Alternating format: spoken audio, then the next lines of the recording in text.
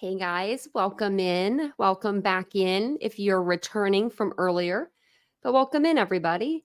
How you guys doing this evening? Hopefully you're doing good. Hopefully you're doing good.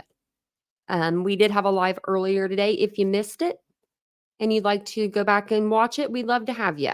It was over Sarah Boone and her motions hearing today, her last one before her trial. So it was pretty interesting to say the least. To say the least. But welcome in, welcome in, welcome in. It's good to see everybody. We're going to go over Diddy tonight. There is actually a new Nancy Grace that just came out. Like she did a podcast, so it hasn't went on to YouTube yet. And then there was another new video that came out from Pierce Morgan. So he had somebody on his panel that's been coming out with a lot of allegations. And so we might watch that one too. I don't know if we have, if we have enough time. But I wanted to tell you about both of those. Hey, Cheryl. Hey, Ladybug. Welcome in, everyone. It's good to see you guys. Hey, DM. Hey, Citizen Sleuth. Hey, Pooh Bear. It's good to see you guys. Welcome in. Hey, Graham. So what we'll do is, hey, Casey, we'll start with an article.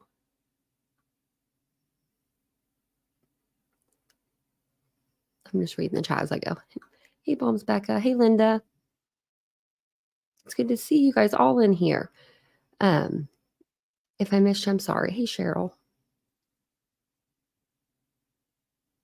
So, I don't know what I was going to say something. I was going to tell you guys something. I don't remember what I was going to tell you. Guess it wasn't that important, was it? Guess it wasn't that important. If you guys don't mind, before we get started, take a second, hit the like button, hit the subscribe button if you do enjoy the content.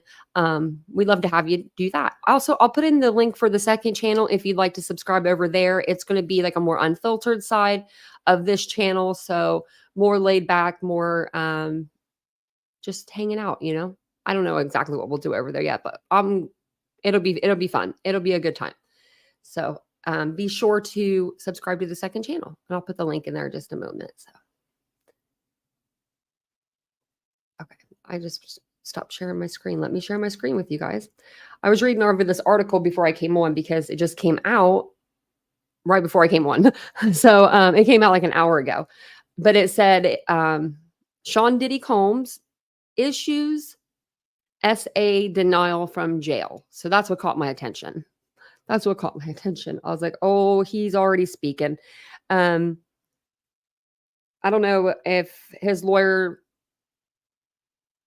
knows that he's speaking to people. I don't know how he's speaking to them yet. I saw that it does say he spoke to someone, but we're going to read through this together. I mean, this is insanity.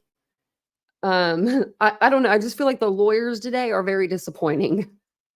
The lawyers we've dealt with today, Sarah Boone and Diddy. Those two need new lawyers. Well, Sarah, I think she just needs to do it herself. She's doing better by herself. Hey, Kelly Strong.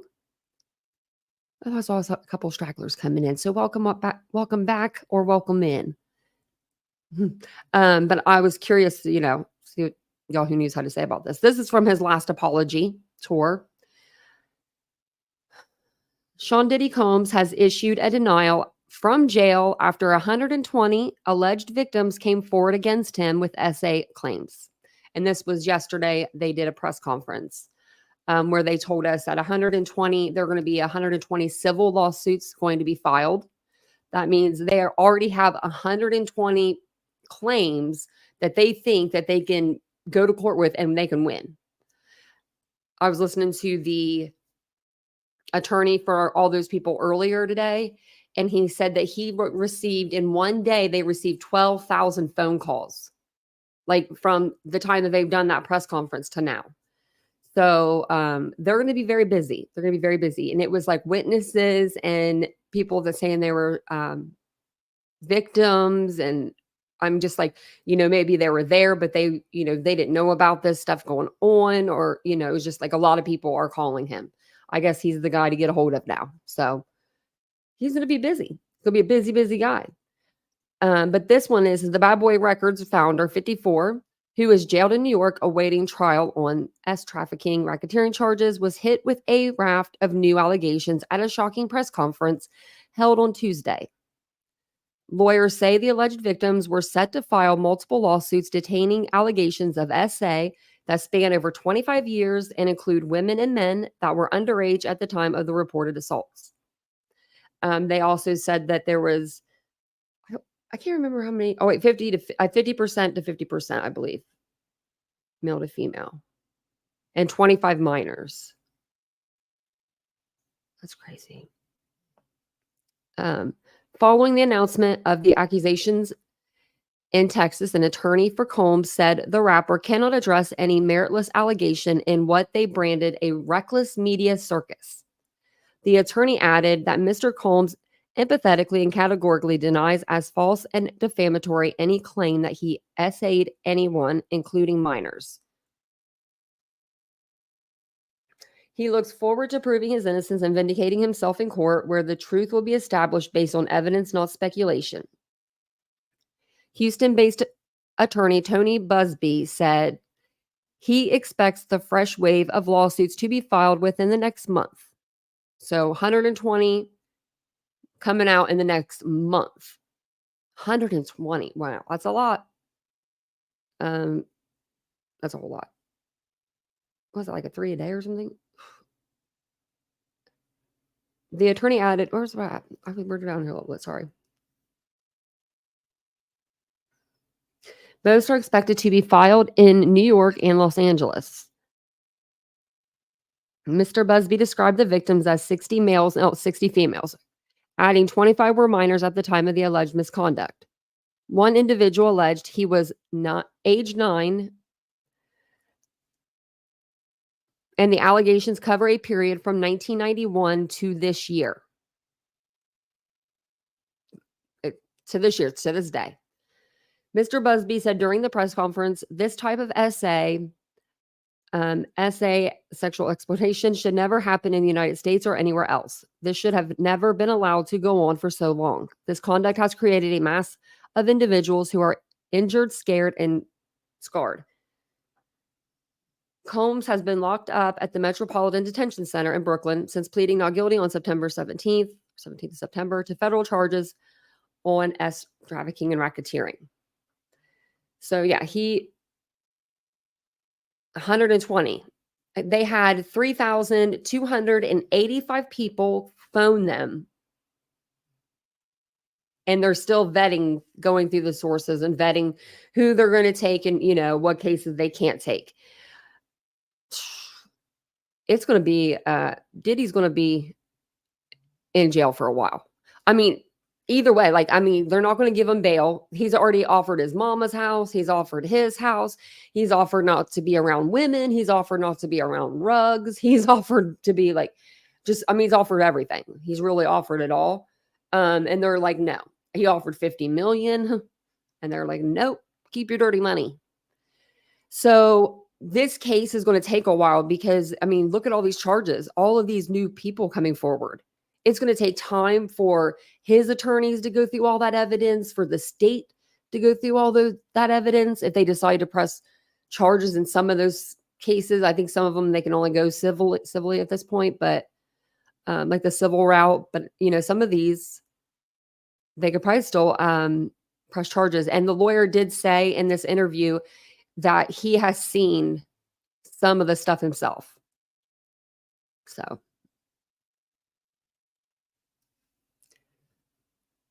I feel like they're going to say everybody is in the know until we don't know, or until we know for sure. Do you know what I mean? It's going to be everybody. Everybody that I feel like could have been in the hip hop genre. Even celebrities. Even like actors and actresses. I'm just saying, musicians, I would be side-eyeing them all. All the hip hop musicians, especially on Bad Boy side. It's the men he doesn't need to be around. Yeah, right. That's true. That's true. And he said he'd be away. He just said the women. He did say he would be away from women. No, and I'm just like, oh my gosh. I'm like, we already know what you really want out. We all know that. But Nancy tonight, she's going to talk. This just came out like when we were on our other live 3 hours. It says 3 hours ago. So it says allegations against Sean Combs are growing as attorney announced that his firm has been contracted by more than 3,285 people claiming to have been victimized by Combs. After vetting, the 120 individuals plan to file civil claims against Combs and others. Among these allegations, 60 are male, 60 are female, 25 are minors. You know Nancy is going to be on one tonight. I should have brought her out. I forgot. I keep forgetting about Nancy. The youngest victim was 9 years old at the time of the occurrence. And, oh no, that doesn't make sense. Okay, never mind. Another lawsuit will be filed by an anonymous woman who claims she was drugged, raped, and impregnated by Combs when she met him overseas. Additionally, attorney Ariel Mitchell-Kidd announced plans to file suit on behalf of a victim who alleges Combs raped her in 2018. Mitchell-Kidd described the incident, stating that Combs assaulted her client at a small gathering hosted by a mutual friend with ties to the music industry. I saw that video. The client managed to escape and file a police report the same night, but initially too afraid to name. I think that's the one that I saw. So if it's not, I'll find the one that I did see. I wanted to show you guys that anyway. So I'm going to put some overlays up. That way you have something to look at that's like better than just black screen with Nancy on it. But I have to go through I forgot to get it past the commercials really quick. So it'll take just a second. Thank you for being here. It's going to be kind of loud, I think. Tired of ads interrupting your gripping investigations? High-profile case or urgent alerts about. I pay for something with this. Like I swear I do. I swear it's supposed to be ad free. I don't know. I about to hit my face on the microphone. Missing persons. Crime Alert hourly update delivers the news you need. 999 Diddy molest. You get your. Okay, she's gonna come on right after this, so I'll put an overlay up. I'll just put some pictures of like Diddy up or something. But thank you guys for being here tonight. I do appreciate it. Don't forget to hit the like button, hit the subscribe button, all the good buttons, all the good things. And I'll try not to bother you too much. I will be pausing for fair use, and if anybody wants to watch this, it's in the description. Podcasts. Crime Stories with Nancy Grace. Do I need a toll-free number? 1-999 Diddy molest you? Now over 100 sex assault victims have been vetted, according to a lawyer, after over 3,000 people have contacted lawyers regarding alleged abuse at the hands of Sean Combs. This as disturbing claims emerging tonight regarding sex assaults on minors trying to break into showbiz. Good evening. I'm Nancy Grace. This is Crime Stories. Thank you for being with us. Diddy boo-hoo. Sean Puffy Combs whining, incessantly refusing jail food. Oh, no, it's not eggplant parm, Nancy. It's chicken parm. No, I care. Am I supposed to care that Diddy's got a TT into a metal urinal? I don't care. Don't care. BS. BS. Sorry. BS. The day will come when we will name names other than Sean Combs, and there's a lot of names. It's a long list already. But because of the nature of this case, we're going to make damn sure that we're right before we do that. But the names that we're going to name, assuming that our investigators confirm and corroborate what we've been told, are names that will shock you. There you see lawyer Tony Busby. He's got a lot to say. He's been fielding calls. I guess he has set up an 800 number. If he hasn't, he needs to. Did he molest you? Because from what we are hearing, there have been over 3,000 people coming forward. Over 100 of them have been vetted and are filing lawsuits against Sean Combs. But there you have him talking about celebs, how we're going to be shocked. You know what? After everything I've heard regarding Sean Combs, and again, he's innocent until proven guilty in a court of law. I don't know how much more shocked I could be.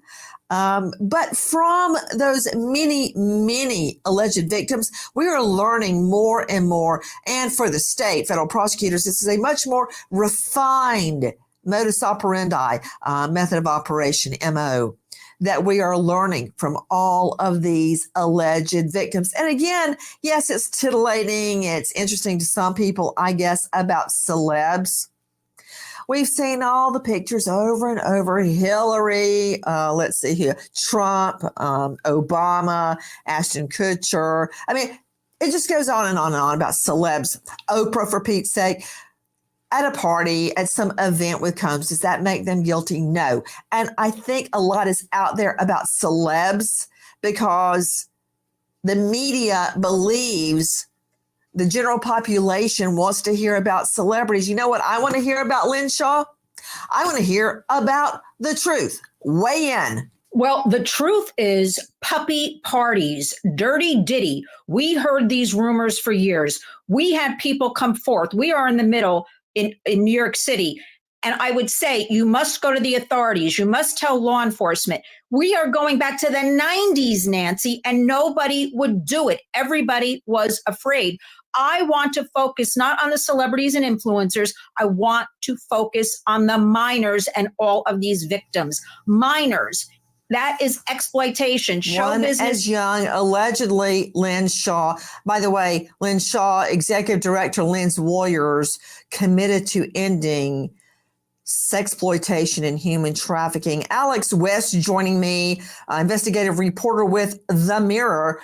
Alex, I guess you, of everyone on the panel, has seen the video ad nauseum of Ashton Kutcher on some type of a swing going over and over a pool at one of Combs's white parties where everybody has to dress in white or you can't get in. Have you seen that video of Kutcher? Yes. I don't care about that. I don't care about him unless he is a defendant or a victim or he's in a new movie.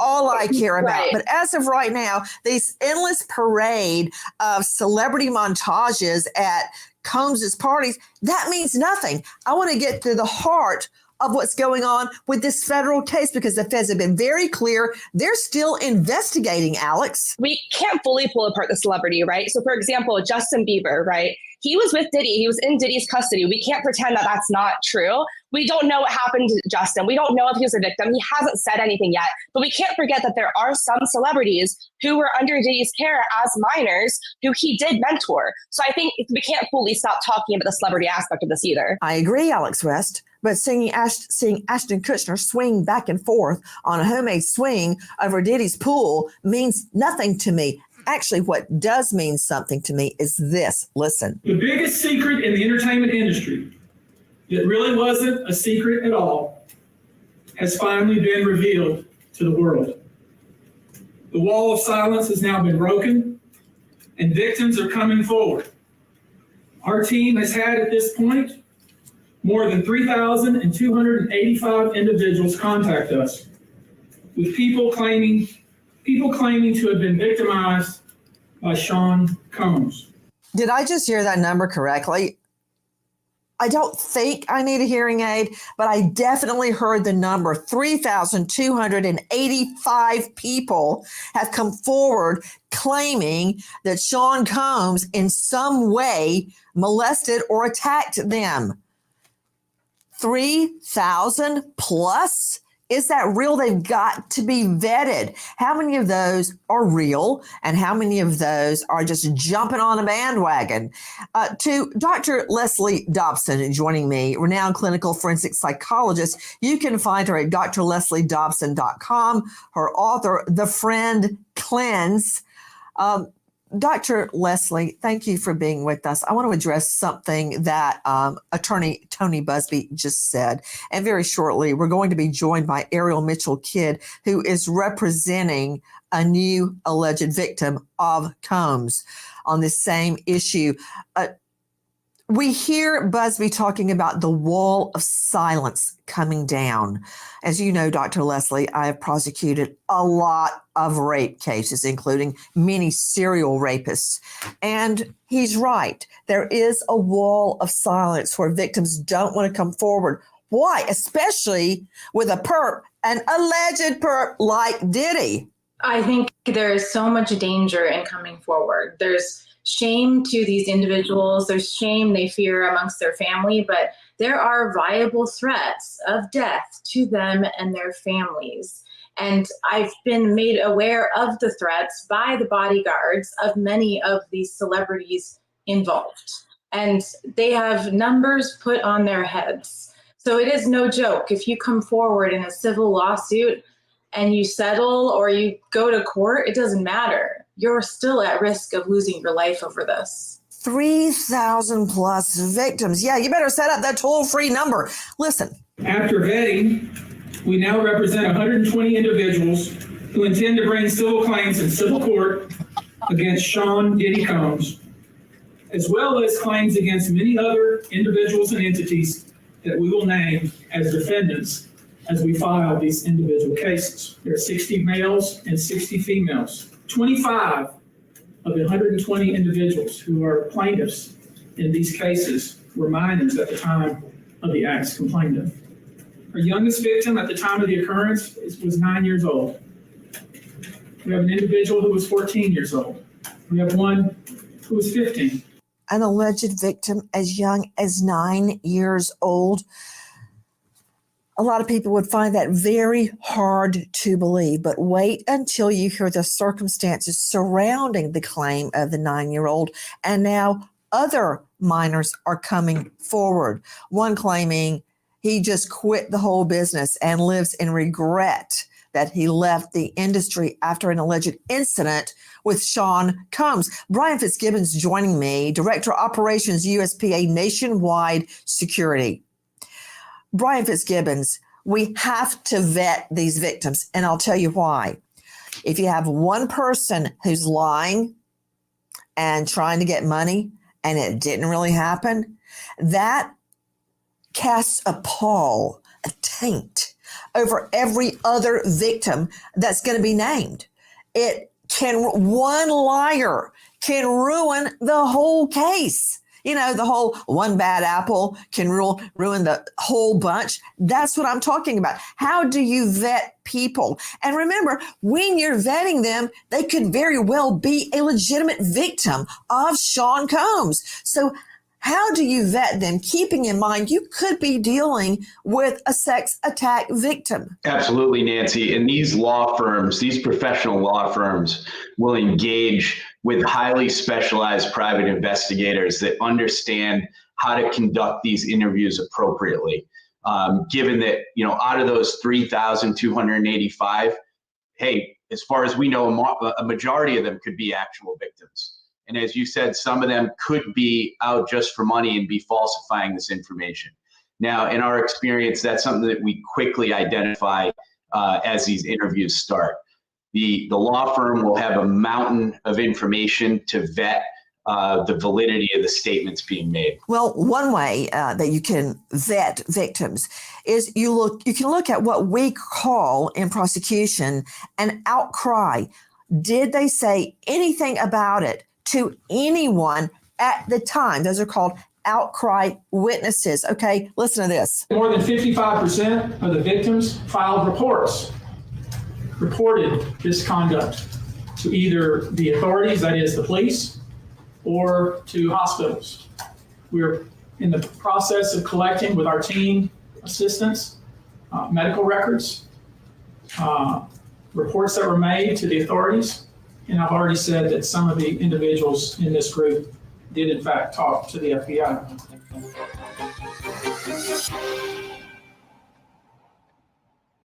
If you're a facilities manager at a warehouse and you're Only update, available, informed. Keep yourself in. Of staff fulfillment centers, and let's face it, acquire. Joining us now, special guest Ariel. Lowercase and learn how to create the best retail experiences without complexity. Shopify.com/try.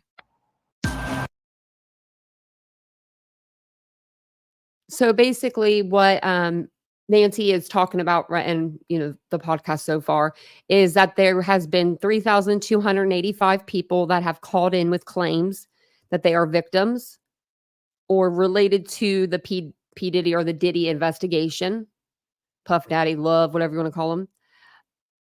Out of the 3,000, they have vetted 120 so far, and they're going to be filing civil lawsuits against Diddy one at a time. So each person will file from their own state.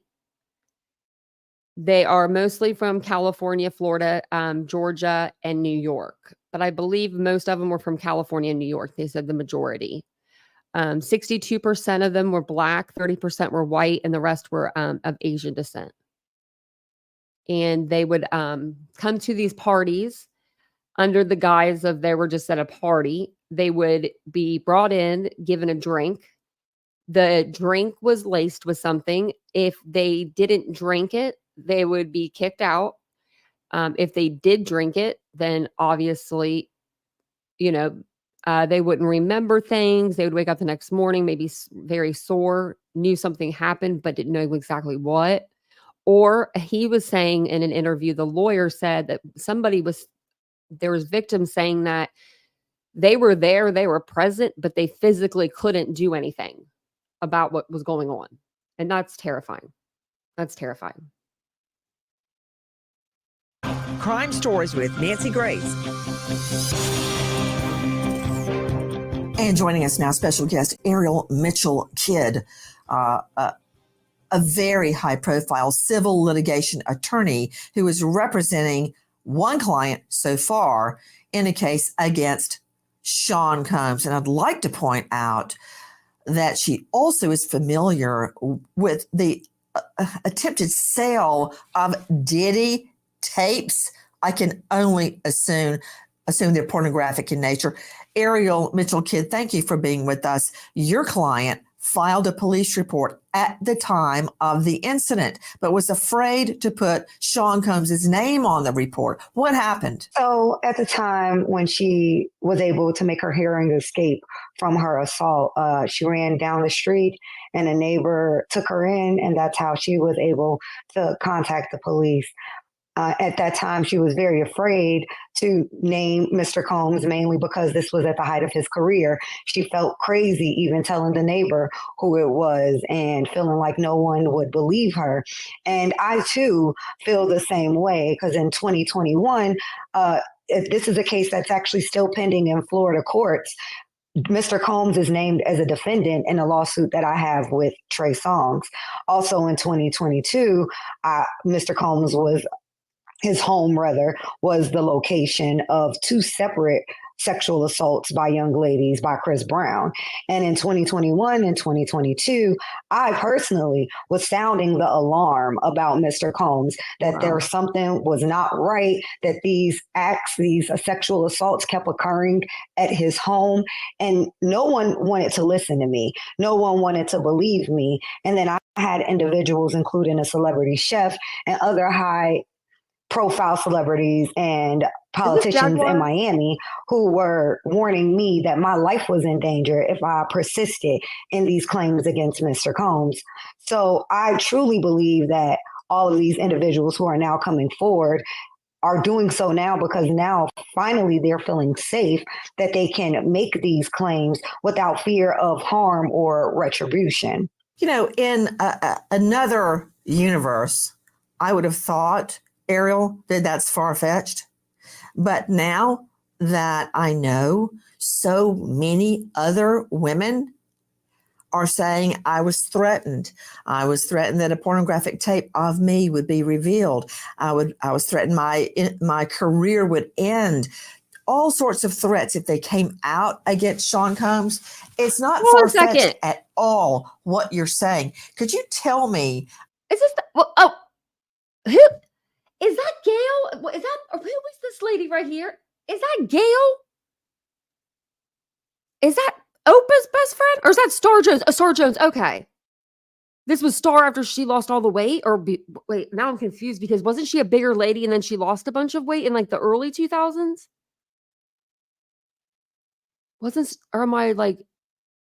I swear I'm not losing it, am I? Star Jones. Okay. Yeah, because she she must have had like a roller coaster ride or something, maybe. Maybe she was small and then she got a little bigger and then she was small.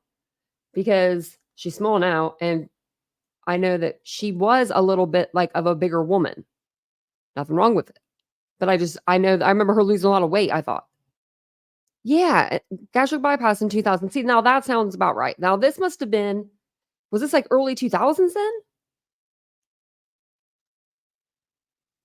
I guess it could be, yeah. Yeah, I knew. I was like, she looks so familiar. I was like, is it Gail? Star Jones. It was a completely different person, but About what your client says happened. And then, yeah, that is Tommy Lee. The night she says Sean Combs sex assaulted her. Yes. So what she told me was she was with a friend, and the friend gets a phone call from Mr. Combs asking him what he was doing and if he could come over. And he said, sure, I'm just at home having some friends over. Mr. Combs came with Christina Quorum, who we know Mr. Combs to say that that's his right-hand woman. He shouted her out in that BET speech where he named Cassie at the end of the video for staying with him through the dark times. My client has identified Ms. Quorum as an additional person who will be named as a defendant in our lawsuit, who was present at the time.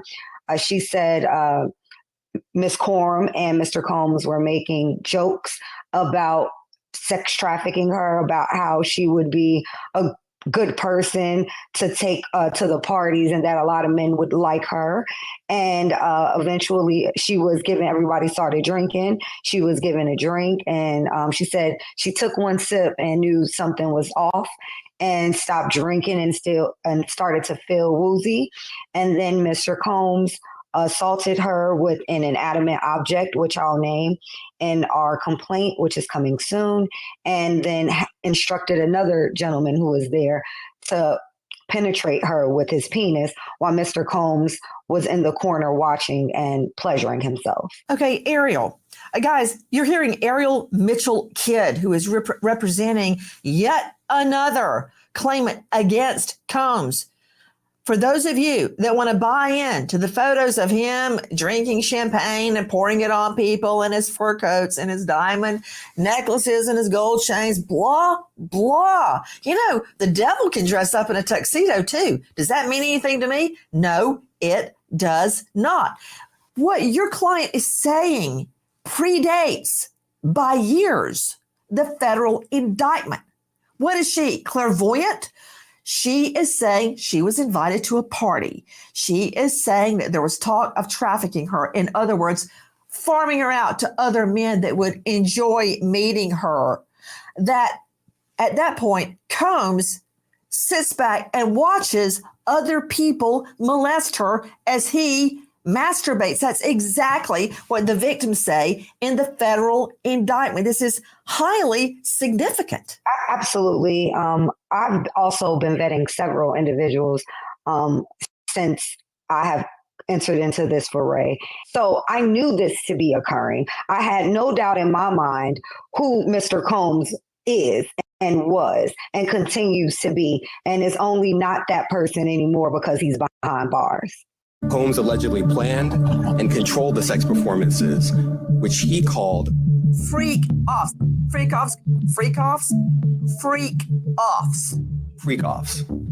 Sean Puffy Combs, a.k.a. Diddy, a.k.a. P. Diddy, I'll see you in court. In addition to a lawyer claiming, this is Busby, claiming that over 3,000, sorry, Diddy. Ooh, I know how you hate an imperfection. Over 3,000 alleged victims have come forward. He has vetted that down to over 100 lawsuits against Diddy. Hey, you better hurry. He's going to run out of money at some point. That said, when you see Busby speaking, I've been saying, hey, we need a toll-free number, 999 Diddy molest you. Okay, he has a toll-free number right behind him. You normally only see toll-free numbers of that nature when you've got a class action, which means typically hundreds, maybe thousands of people joining together in one claim against a major entity, like a cell phone carrier or a big company. There is an 800 number for victims to call if they have been molested by Sean Combs or at one of his parties. Did you just hear Ariel Mitchell-Kidd? Her client says this happened years ago, where Diddy sits back and watches and masturbates while he instructs somebody else to rape her. And can I show you one more thing? Can I see that picture, Liz? Does nobody else notice this? There is a party. Okay, hold that picture. There's a party going on. Does nobody notice a woman is up there without pants on? Am I the only one? Like, just imagine you go to a Christmas party and you look over and there's a naked lady. And what is that? I got to look through the pictures because I've just downloaded a million of his pictures from his parties. What's she talking about? Which picture?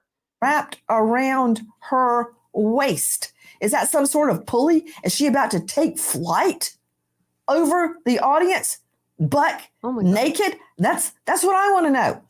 And everybody's acting like this is normal for there to be a naked lady at the party.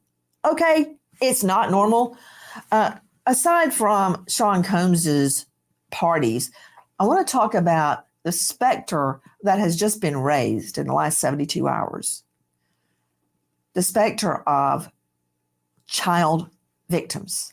Listen. This individual, who was 9 years old at the time, was taken to an audition in New York City with Bad Boy Records. Other boys were there to audition as well. All of them were trying to land a record deal. All of them were minors. This individual was sexually abused, allegedly by Sean Combs and several other people at the studio, in the promise to both his parents and to him himself of getting a record deal. And more. Another minor told, allegedly by Sean Combs, that he would make him a star, but needed to visit with him in private about it, away from his parents. Once they were in a private area, allegedly Mr. Combs made the victim perform oral sex upon him. Alex West joining me, investigative reporter with The Mirror. Alex, again, thank you for being with us. What do we know about claims? Now, multiple claims, not just one, then child, but multiple claims that the MO, again, the same when it comes to children. They are interviewed by Combs for a record deal and they end up giving him oral sex. What do you know about these claims? Yeah, so the alleged grooming is a tactic that, Diddy has allegedly used on adults as well. The promises of fame have come up over and over again. And that's the same tactics that he allegedly used with children. 25 minors are coming forward. And, all of them have very similar stories. They're taken allegedly to studios, they're offered contracts, they are asked to perform oral sex, they're asked to be a part of these things. And, I look forward to reading some of those complaints when they come out and seeing what those, repetitive things are and what we're seeing. But, the stories line up with the adult victims as well. Same thing, using his power to get these individuals to allegedly perform different acts on him or with him. And there's more. You've heard about a then 9-year-old, then another minor. Listen to this. An individual 15 years old at the time, flown to New York City to attend a party, was drugged, and then taken into a private room, allegedly in the presence of Mr. Combs, where this female individual minor was raped, and then other individuals took turns raping her. A very young man who told us at the hands of Sean Diddy Combs and his friends in the effort to try to sign a record deal. This was kind of what he was told he would have to do. Had he not been in power, I feel like I could have been something great. I quit the industry because of what Sean Combs did to me. To Lynn Shaw, founder and director of Lynn's Lawyers, committed to ending sexual exploitation, especially of children. If there had been one isolated claim, I would have been skeptical because it wouldn't fit into Combs's MO of targeting adults. But now that I know that there are 25 similar claims regarding abuse on children, that cannot be ignored. MO be damned. Nancy, we have always heard the rumors, or people have reported to me that these things were going on right here in New York City at his studio in his offices. But I have to ask you, if we were hearing about this, these stories we're hearing right now are lining up with everything, the adults and the minors. I want to ask everybody, where has everybody been? There were reports made. Some spoke to the FBI. Hospital emergency rooms, which 55%. We always say to victims, get reports down, call 911. 55% reported this. Right away. Go to a hospital emergency room. They're open 24/7, 365. I want to ask everybody, where has everybody been?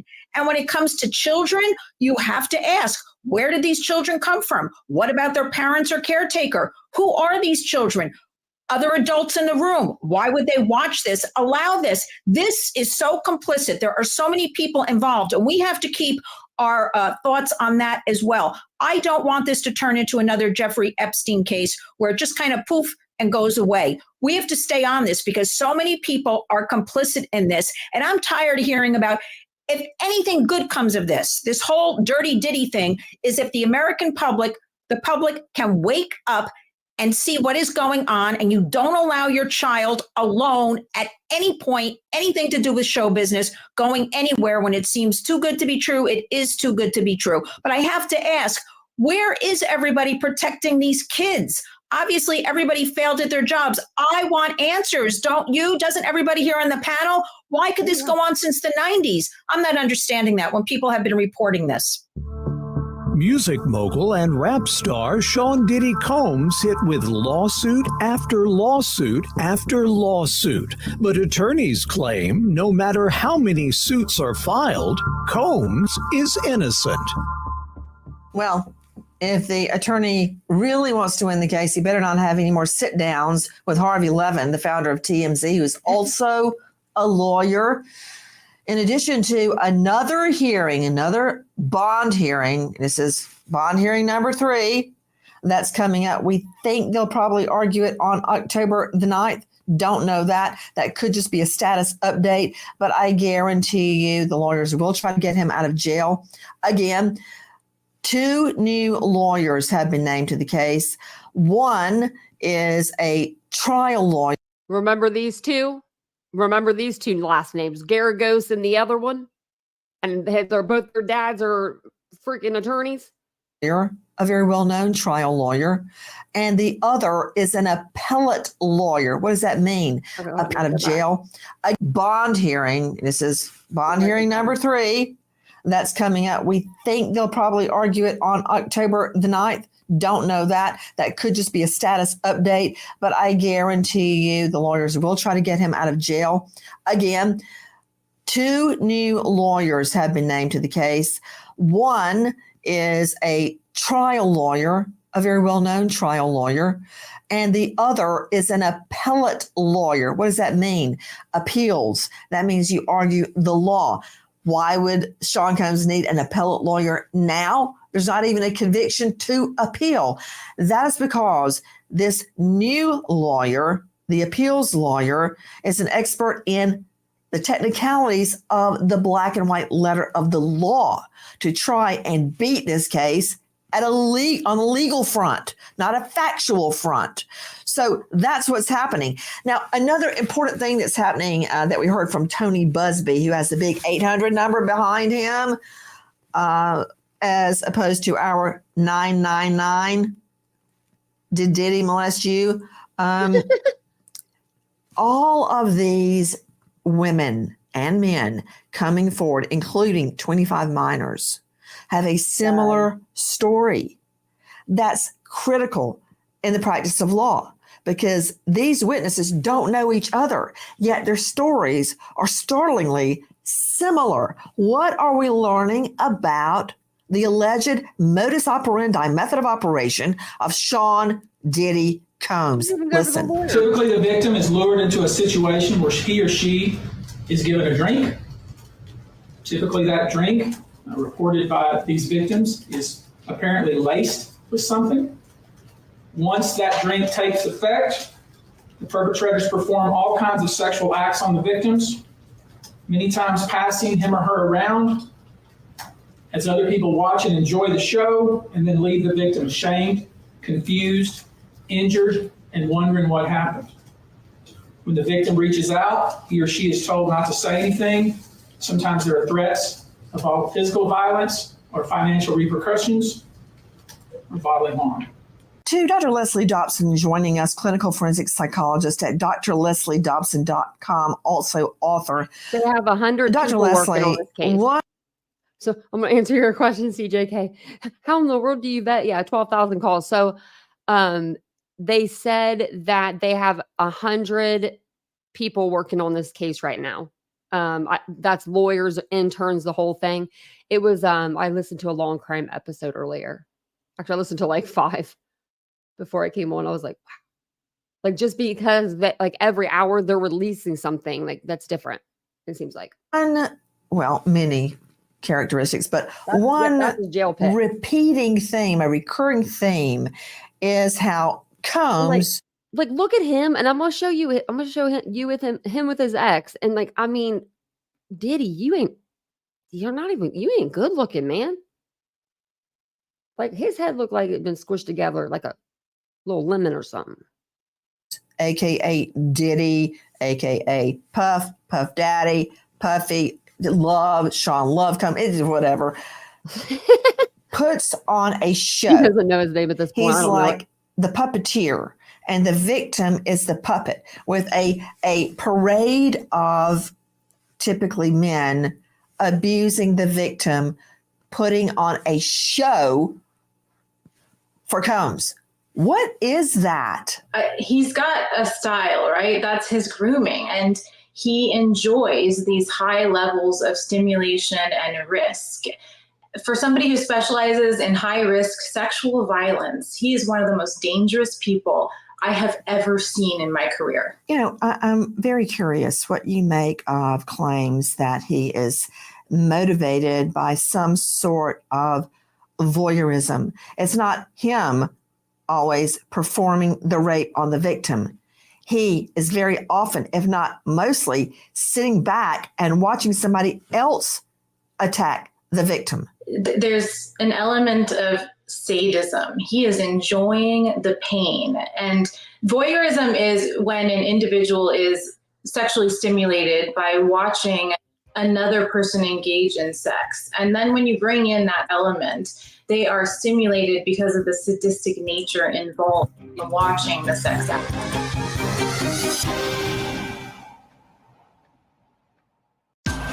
Crime Stories with Nancy Grace.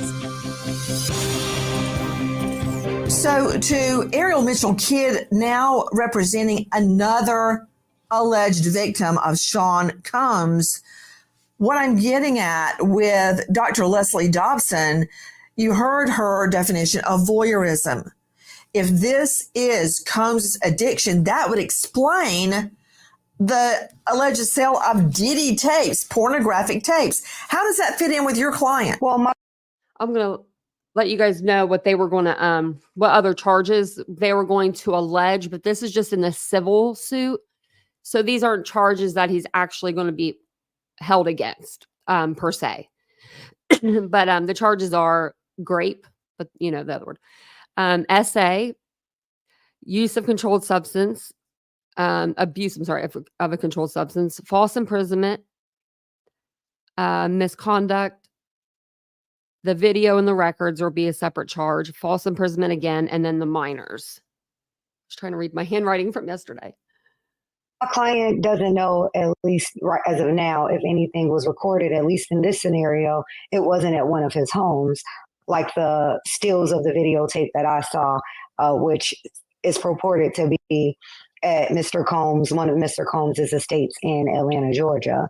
So I've actually been told by the individual who wanted me to sell the one tape that they had 3 tapes.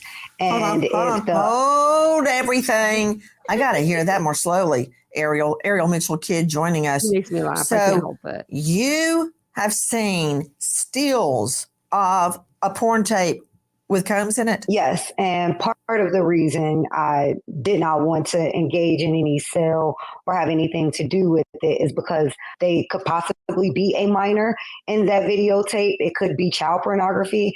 And I have a lot of extensive experience with dealing with cases with child pornography. And I know what my duties are. I cannot determine if this person is 17, 18, 19, 20, or 21. But I did see the stills in an effort to authenticate that there actually was a tape. The feds are still gathering evidence against Sean Diddy Combs. According to TMZ, an anonymous male sex worker has met with agents to hand over a freak-off tape. The escort was reportedly flown from Atlanta to Miami to participate in the freak-off and even detailed the drugs Combs used to ply the woman he had sex with in the video. This as feds are still on the hunt for private medics who hooked up victims to IVs after the hours or days-long sex assaults. And that is where the entire criminal enterprise alleged in the federal indictment, that's what they're talking about. Now we understand that the feds are on the hunt for medics that applied or helped facilitate IV drug drips to victims to recuperate after freak-offs. I want to circle back to Ariel Mitchell-Kidd regarding the porn tape she says she saw. Then I'll go back to Fitzgibbons regarding the potential of an AI, a false tape. But Ariel, this is not the first we've heard of porn tapes being circulated, porn tapes as they relate to Combs. There's got to be a treasure trove of porn tapes. If he videoed all of these freak-offs? I would believe that there is, considering I know of one source who purports to have 3 tapes, one of which I have seen a still of. They did invite me to come to Beverly Hills and view all 3 of the tapes if I was so inclined to take this responsibility on, which I declined, which is how we got to the point of me seeing the stills of the tape. As I'm an attorney, once I see certain things, I would have a duty not only to report these things, but be called upon as a witness, as an officer of the court. Well, you're absolutely right, Ariel Mitchell-Kidd. In the stills that you saw of one of the tapes, what did you observe? I observed Mr. Combs and another extremely high-profile individual engaged in homosexual activities. Alex West. Okay, extremely high profile. She emphasizes that every time I've heard it. Extremely high profile. So it's somebody more high profile than Diddy, in my opinion. Or as much as. I want to know who it is. Joining us from the Mirror.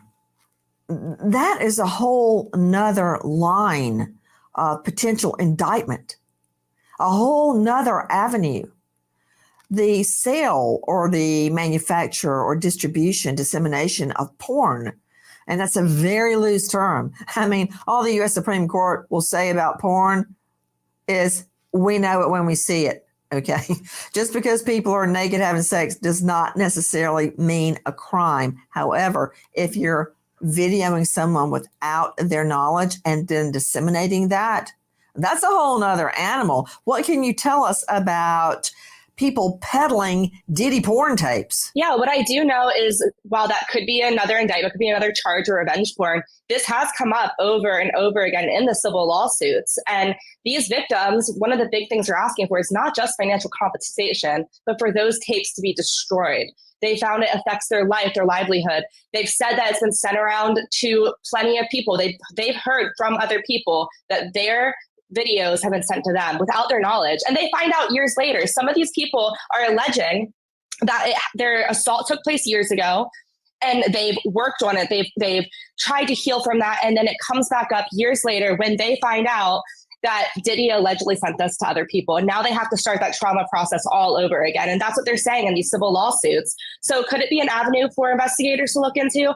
Absolutely. And they have some place to start with these civil lawsuits. Another individual, 26, at the time of the occurrence, was picked up by, allegedly, by Mr. Combs and several other people in a black SUV from the airport.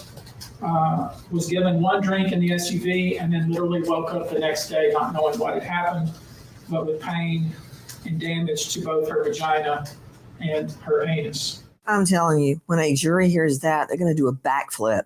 That's Tony Busby, attorney, speaking about over 3,000 people coming forward. He's culled it down to over 100 that he believes are legitimate sex assault claims against Combs. Straight out to Brian Fitzgibbons joining us, Director of Operations, USPA Nationwide Security.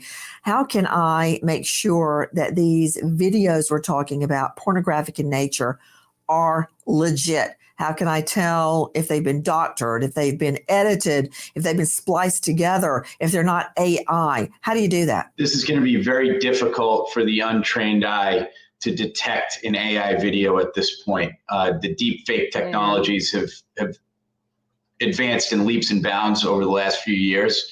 But the good news is for attorneys and prosecutors, the technology is even more advanced on the other side to identify this. So as long as attorneys and prosecutors are using the right technologies, they can run these videos through a systems of scans that will tell you that it's been faked. While there are allegations, and this is by Tony Busby, that there will be celebrities named in these lawsuits. You heard Ariel Mitchell-Kidd state that she observed a celebrity in one of these tapes. Lynn Shaw, celeb or no celeb, there are a lot more victims out there. So what we have to say about this, again, I always want to put the focus on the victim, the survivor. I have to talk to women and girls. It's called Violence in America, rape against women. And they will be asking me, I know about this case. They want to know why he was allowed and all the people around him to do this and get away with it for decades. So we want to put the focus on that survivor, on that trauma, and how we can intervene and help them, because they tell me they walk in a supermarket, a drugstore, they think people are staring at them. It goes on all their lives. And now we're talking about kids, minors, which we always heard about, CSAM, child sexual abuse material. This is horrendous. Again, I want to remind everybody, let this be a lesson that this goes on. No celebrity culture society is worth this. And where, again, were all the other participants, people? He did not do this alone. Where was everybody when all of these people, and especially children, were involved? It's disgusting. It's bizarre. Call out the National Guard. We need vetting. We need to prove that he did all of this with all his gang and put him away forever. Imagine living through. We need to send the National Guard down to North Carolina, Tennessee, Georgia. What are you talking about? No offense. A brutal sex assault where you're videoed and you have no recollection of it, and then you're presented with the video and that hangs over your head. Is my husband going to find out? My boyfriend, my children? Is it going to go online? Living with that the rest of your life when you were too afraid to come forward to start with. You heard Ariel Mitchell-Kidd, her client, ran from Diddy's home, according to her, and banged on a neighbor's door to get help and filed a police report, but was too afraid to say two words: Sean Combs. Well, we're not afraid anymore. You know, what we've got on our banner tonight, 999, Diddy molest you. There is an actual toll-free hotline number at this point, 800-200-7474. Can you imagine one person has a toll-free number for all the alleged victims to call? That's where we're at. And believe you me, the feds ain't sitting back, not paying attention. Let's stop and remember an American hero, Sergeant Robert Blaine Swartz, Oklahoma County Sheriff's. Swartz shot and killed in the line of duty, a U.S. Army vet. Sergeant Swartz served over 25 years with Oklahoma Sheriffs.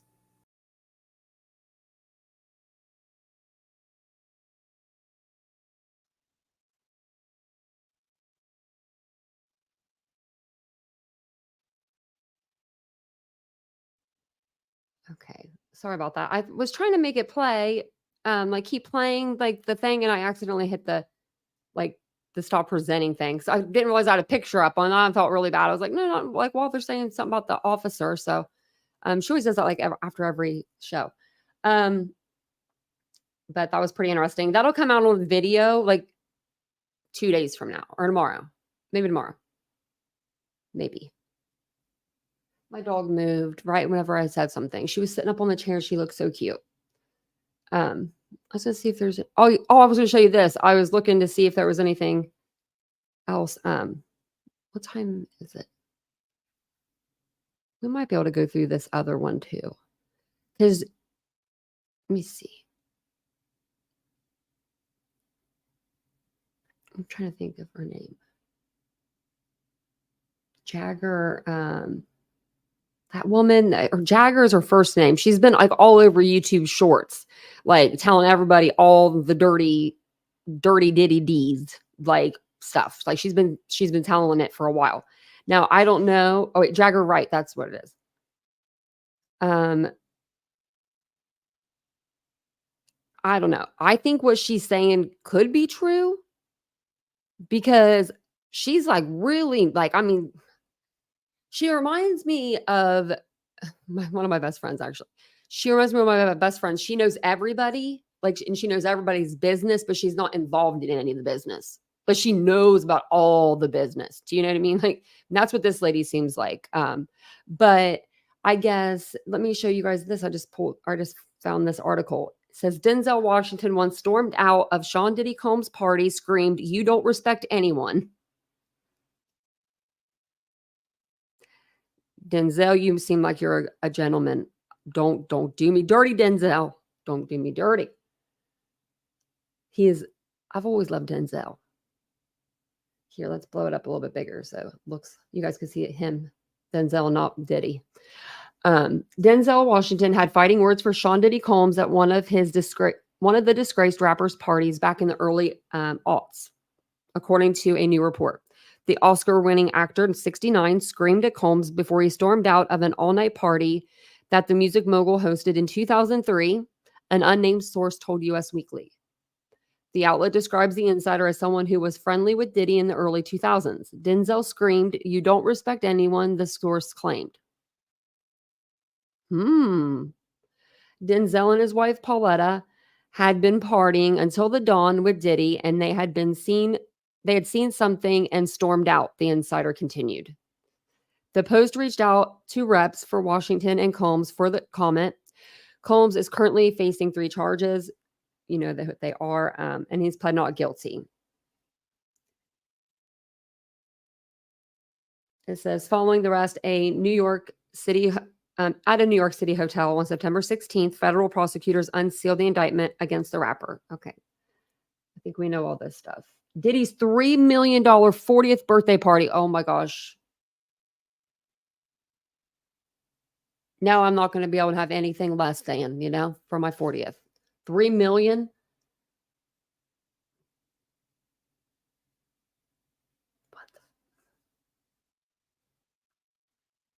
What do you get for $3 million?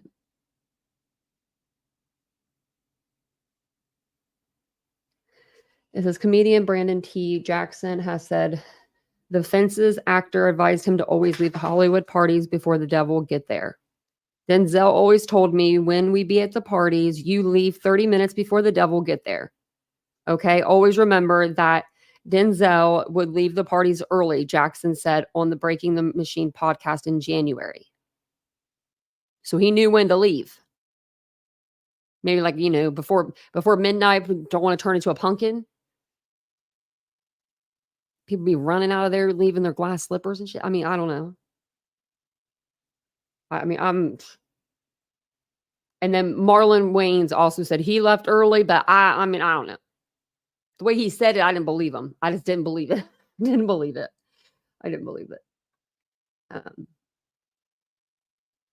I don't know. I just like, when people say something like, I don't know, his eyes felt like they were lying. A former publicity director at Clive Davis, Arista Records, recently shared that safety went out the window at Combs' party after a certain hour. Yeah, we heard about that. My spidey senses were always on high alert. Dr. LaJoyce Bookshire recalled of the Stars parties while speaking with TMZ for their documentary, The Downfall of Diddy, The Indictment. And we saw that our last episode that we covered on this channel, or on about Diddy. We went over that last night. It says, and I know there's no safety after a certain hour when you've got drinks flowing and people behind your back doing rugs in bathrooms and 2 or 3 people walking out of a bathroom together. So could there potentially be? Absolutely. Did I see it? No. I never stayed at the party late enough to see, she shared. Combs is currently in a Brooklyn detention center. Okay.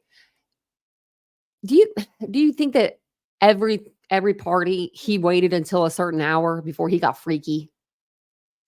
Do you think every single party he waited until that like midnight hour? You don't think that he ever thought like that never came out any other time? I don't know. I think that people need to come forward. They need to start talking, because you want to get in front of this if you don't have anything, if you didn't do anything wrong. And if you did something wrong, you want to get in front of this, because you just probably want to get in front of this. I'm just saying. He's had so many parties, 4th of July parties, album release parties, concerts, after concerts, like backstage parties, VIP parties. I mean, New Year's, birthdays. He's got a million kids. He had like 7 kids or 6 kids. I mean, their birthdays. Maybe he's partying hard for those too. You never know. But there's a lot of time to celebrate. And from 1991 to 2024. Bro, that's a lot of people. It's a lot of people. Any excuse to a party, right? So we'll watch this Pierce a little bit. We'll put it on to where she comes on here. Okay. This just came out earlier today. So this is Piers Morgan's Uncensored, and Jaguar, what did I say her last name was? It was in the comments here. Right. Jaguar Wright. I got to remember that. She's the one, she's been coming out with like a lot of information. Like, and she knows details that like nobody knows. But the way she says it is just so like, it just flows. So to me, she sounds credible, but I don't know. You guys let me know what you think. Offenses could yet swallow many more powerful and famous figures.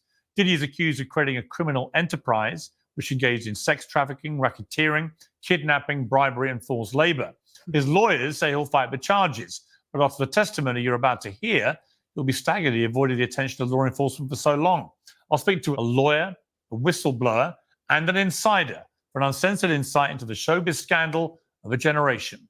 And Jaguar, I'm going to start with you. You've been called a whistleblower. You knew Sean Diddy Combs for a long time. You attended a number of his infamous parties. And in 2022, you made headlines after comments where you called him a sex trafficker. And in response, you were called crazy and jealous. Do you feel vindicated by the events of the last few weeks? When was that? Sorry, I got to go back just a little bit. Okay. Man, she takes off the sunglasses. I'm going to start with you.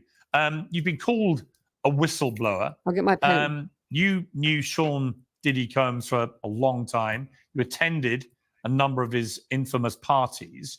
And in 2022, you made headlines after comments where you called him a sex trafficker, and in response you were called crazy and jealous.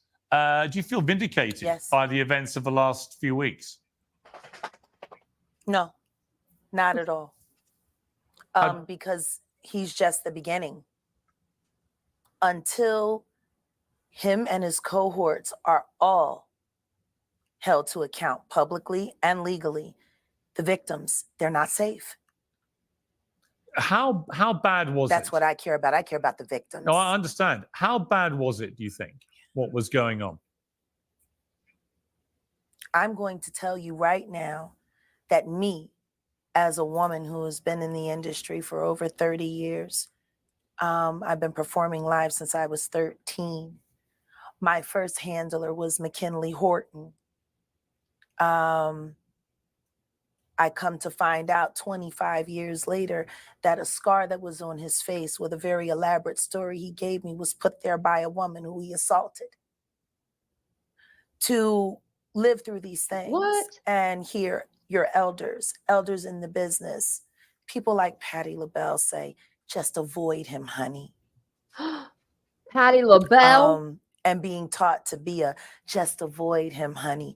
It's not good enough. Not when you live through these things, you're still suffering the PTSD created by all of this, and you're talking to a victim that's 20 years younger than you, and she's telling you the exact same thing that happened to you. So you want to know why there's no vindication for me? Because for 4 years, I've been screaming, not just Diddy, but Diddy and Jay-Z are monsters. And the victim-making machine kept going on. Jay-Z has been notable by his silence since these charges were brought against Diddy. Why do you think that is? So this is Jaguar Wright. She's been in the music business. She's been in the business for a long time. So I don't really know her, but she knows like the ins and the outs of the business. And the way she talks is just so convincing. She's on all these YouTube shorts and stuff. And like, she's in an interview with this other guy that does like real high profile interviews, and just, I don't know. It just seems like she knows a lot. Because that's what he does. He starts little fires everywhere, forces everyone involved to go and carry water while he sneaks away without a response. That changes now, Sean. Uh-oh. You must respond. You have no choice. Harvey Weinstein, Jeffrey Epstein, Robert Kelly, Sean Combs have one person in common, professionally and privately. Sean Carter. This has been a fist of tyranny that has been punching through our culture and our society for decades. It must stop. There's been obviously a lot of cruelty-free artistry. Right. There's been a lot of rumor mill about what has happened in the rap world. A lot of allegations that the misogyny in the lyrics clearly was based on a general misogyny towards women away from the music. And that clearly seems to have been borne out by these charges against Diddy, which if he's found guilty of all this, he's never coming out of prison. How dangerous do you think? Thank God. How dangerous do you think he is as a person? I think he's one of the most dangerous people I've ever met. A lot of people have been questioning, well, she doesn't really know him. She has no knowledge of him. She doesn't have a picture with him. I'm smarter than Claudia Jordan. I would never take a picture with the devil. Everyone knew he was the devil. He's been the devil for 30 years. He's been covered and protected by not only Clive Davis, but Lucian Grange. He was selected to be the demon that he is, to keep the culture in line so the industry could continue to rape it for all of its precious jewels. We have too many lost. The list of lost is ridiculous. And everyone knows Diddy was selected for this job. He's the Judas. Do you think that if he's cornered in the way that he's been now, that he may start revealing things about other people? He has no choice. His Yeah. ego and his drug addiction won't allow him to do anything different. Anybody who thinks he's not going to talk is crazy. Yeah.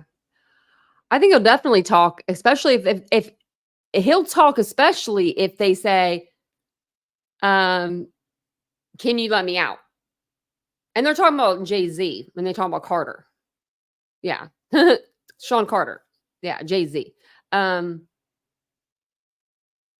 She's been saying a lot. Like, she says a lot. So, I mean, like, we might even have to go through like the short feed so I can show you, because I mean, I don't know. She just says a lot about a lot of stuff. So I don't know. I've been listening to her. I've been listening to what she has to say. Now, do I know if she's telling the truth? I don't. But there are a couple people that are on the panel that are going to back her up, I guess, too. So we'll see what she has to say. The simple fact that he's not saying more now only means that the people who have been protecting him all along, who put him in position to be such a horror to the Black community, still find value in him. He's got everybody on tape. They all know it. Prosecutors got the tapes of Diddy's. For those who were never at these freak-off parties, what were they like? See, this is the thing. Everything that I'm about to say to you is not my firsthand knowledge. It is my firsthand witness account experience. I was a sex worker. I was a dominatrix before I got my record deal. That's how I know how the dark world and the sex world and the entertainment world run hand in hand. That's why the movie Blink Twice is so important. Salute to Zoe Kravitz. I thought that was a vape. It's a lighter. The sex workers that I have worked with throughout the years and continue to work with even to this day have worn hidden cameras. I have my own tapes. I've seen you got Diddy tapes? What they do. The ritualistic behaviors, the drugging, putting girls in the suitcases, dumping them in alleyways. It's horrifying. And it's all done under the protection of, this is going to be paid off. There's another NDA. This is going to be, it's terrible. It seems to have. They said his NDAs probably won't even hold up in court. The lawyer was saying that because another lawyer was saying this because they're so broad, I guess. His NDAs were saying, like, you cannot say anything about Puffy, nor can your children for like 40 years and or 70 years, or your great grandchildren for like 40 years or something like that. I don't know. It was just ridiculous. Like, what? Been something that a lot of people knew about, but people were simply too scared to talk about. Everyone knows. Well, everyone needs to come out. Every person that's sitting there trying to act surprised knows very well. The whole point of this, like Cat Williams said when he sat with Shay Shay earlier this year, the whole point of this is for them in a coordinated effort to pretend like none of it is real for the public's perception. But everyone knows what's going on, and it's been going on for years. It's been going on before Diddy. See, people keep looking at him like he's the Sputnik that came out of nowhere. This is someone who was designed to be what he is. We got to stop making Diddies. Yeah. And if we're going to do that, then we got to go back. We got to go back to even further the mentors of these people. Because Diddy was taught how to do what he does systematically. And Clyde Davis has been his greatest teacher. Look, Clyde Davis is not here to respond to that. He worked at a radio station too. But a lot of people, famous people in the music industry, have been notable, like I say, by their silence so far. It's also been notable that since the Me Too campaign began in 2017, the music industry has largely avoided the same scrutiny that other industries have had. Why do you think that is? People stay quiet. I'm sorry, I didn't hear that. Since Me Too began in 2017, the music industry has largely avoided the same kind of scrutiny that other industries have had. Why do you think that is? Well, because the Me Too movement was a ruse. It was a setup. It was a scam. I'm saying that now, publicly.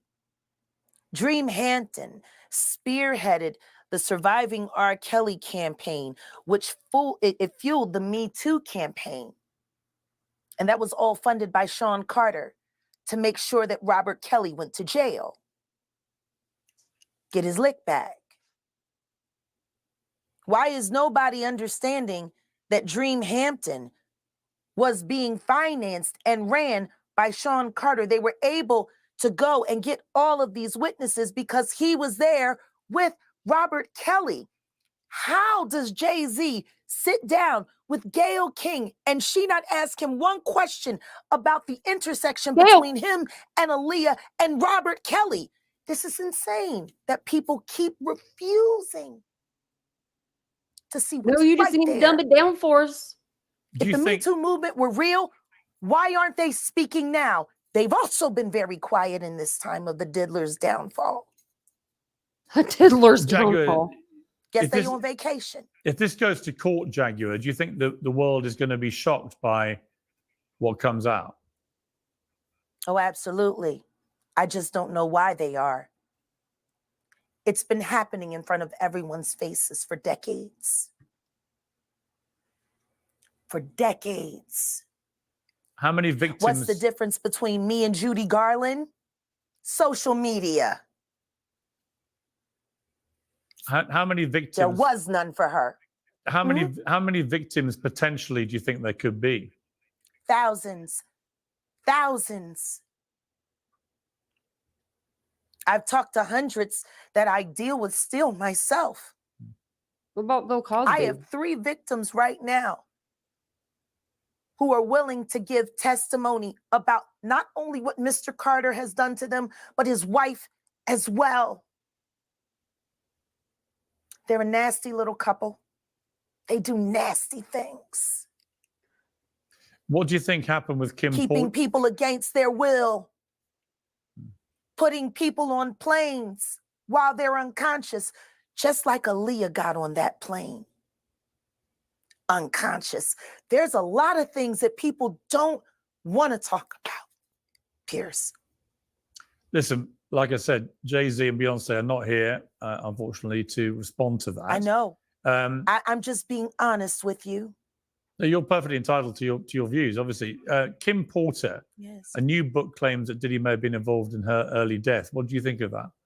I want to read that book. I think people should really look into that more. I am friends with Albie Shore. I love him. I love his children. I knew Kim.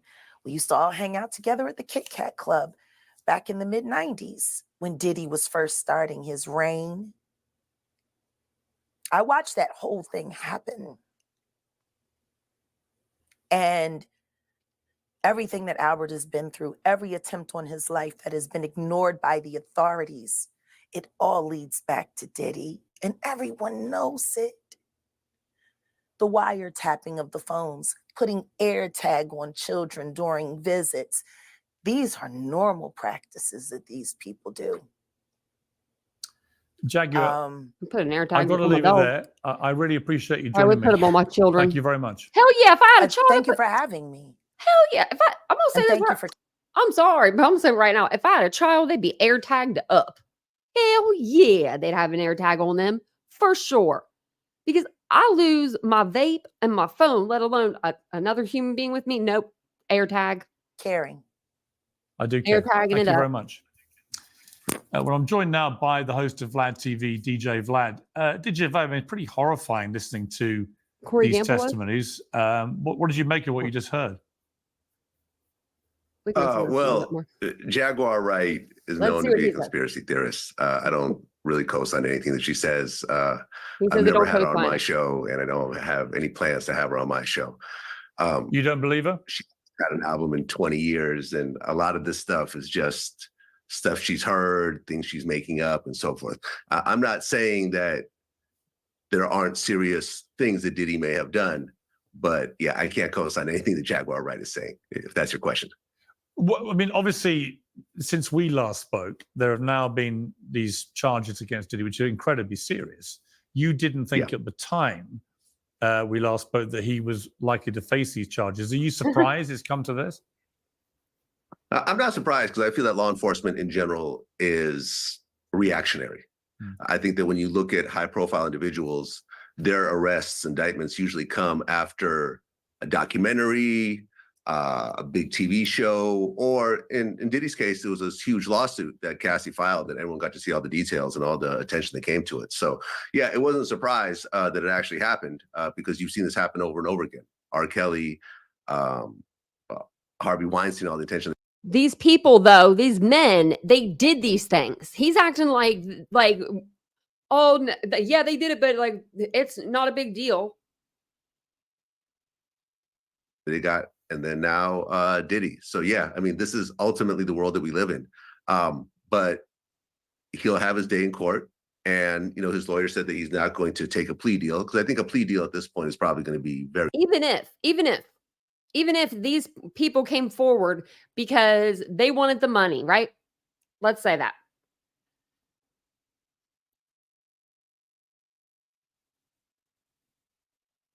Let's say they wanted the money and they are all in on this. And Diddy is, you know, not guilty in any of this. There are hidden cameras throughout his whole house that should be able to tell his story. There should be people that are at his after parties that can corroborate each other's story. I'm talking hundreds of people should be at these after parties, because there was thousands of people at the parties. I mean, you know, you saw some of these parties. I'm sure a lot of people stayed for the after party at least one time to see what it was about. If they might not have stayed long, but I think they all stayed. Very heavy-handed, probably 20 years plus. So it makes sense for him to go to court. But we'll ultimately see what happens, you know, because we haven't really seen, apart from. But ultimately, he has done something if it's on tape and these people can prove it. And there's 120 people out there that this lawyer's backing up. He's like, I believe them.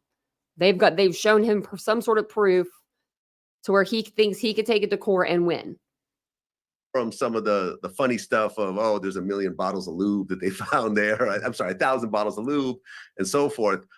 We have yet to really see what the evidence is. And I think once we see the actual evidence, then people that was from the, like, right now. Do you think there's a lot of people in the rap world in particular who are pretty fearful right now of where this may all lead? Is it a bit like the Epstein scandal, do you think? I don't really think so, because, I mean, ultimately, everyone wanted to go to Diddy's white parties when they were happening. You know, if I got an invite, I would go. But there's a party within a party. There's the actual party where the big celebrities go to, the Howard Sterns and the Leonardo DiCaprios and so forth. You never hear of any of them really being involved in any of this stuff. They go home, you know, at 2, 3 o'clock a.m. And then there's the private parties that seem to involve the sex workers and probably certain types of people that are kind of in an inner circle. No. And we'll see if those names ultimately come out or not. You know, I think that when it comes to a situation like the feds, cooperating is a very big thing.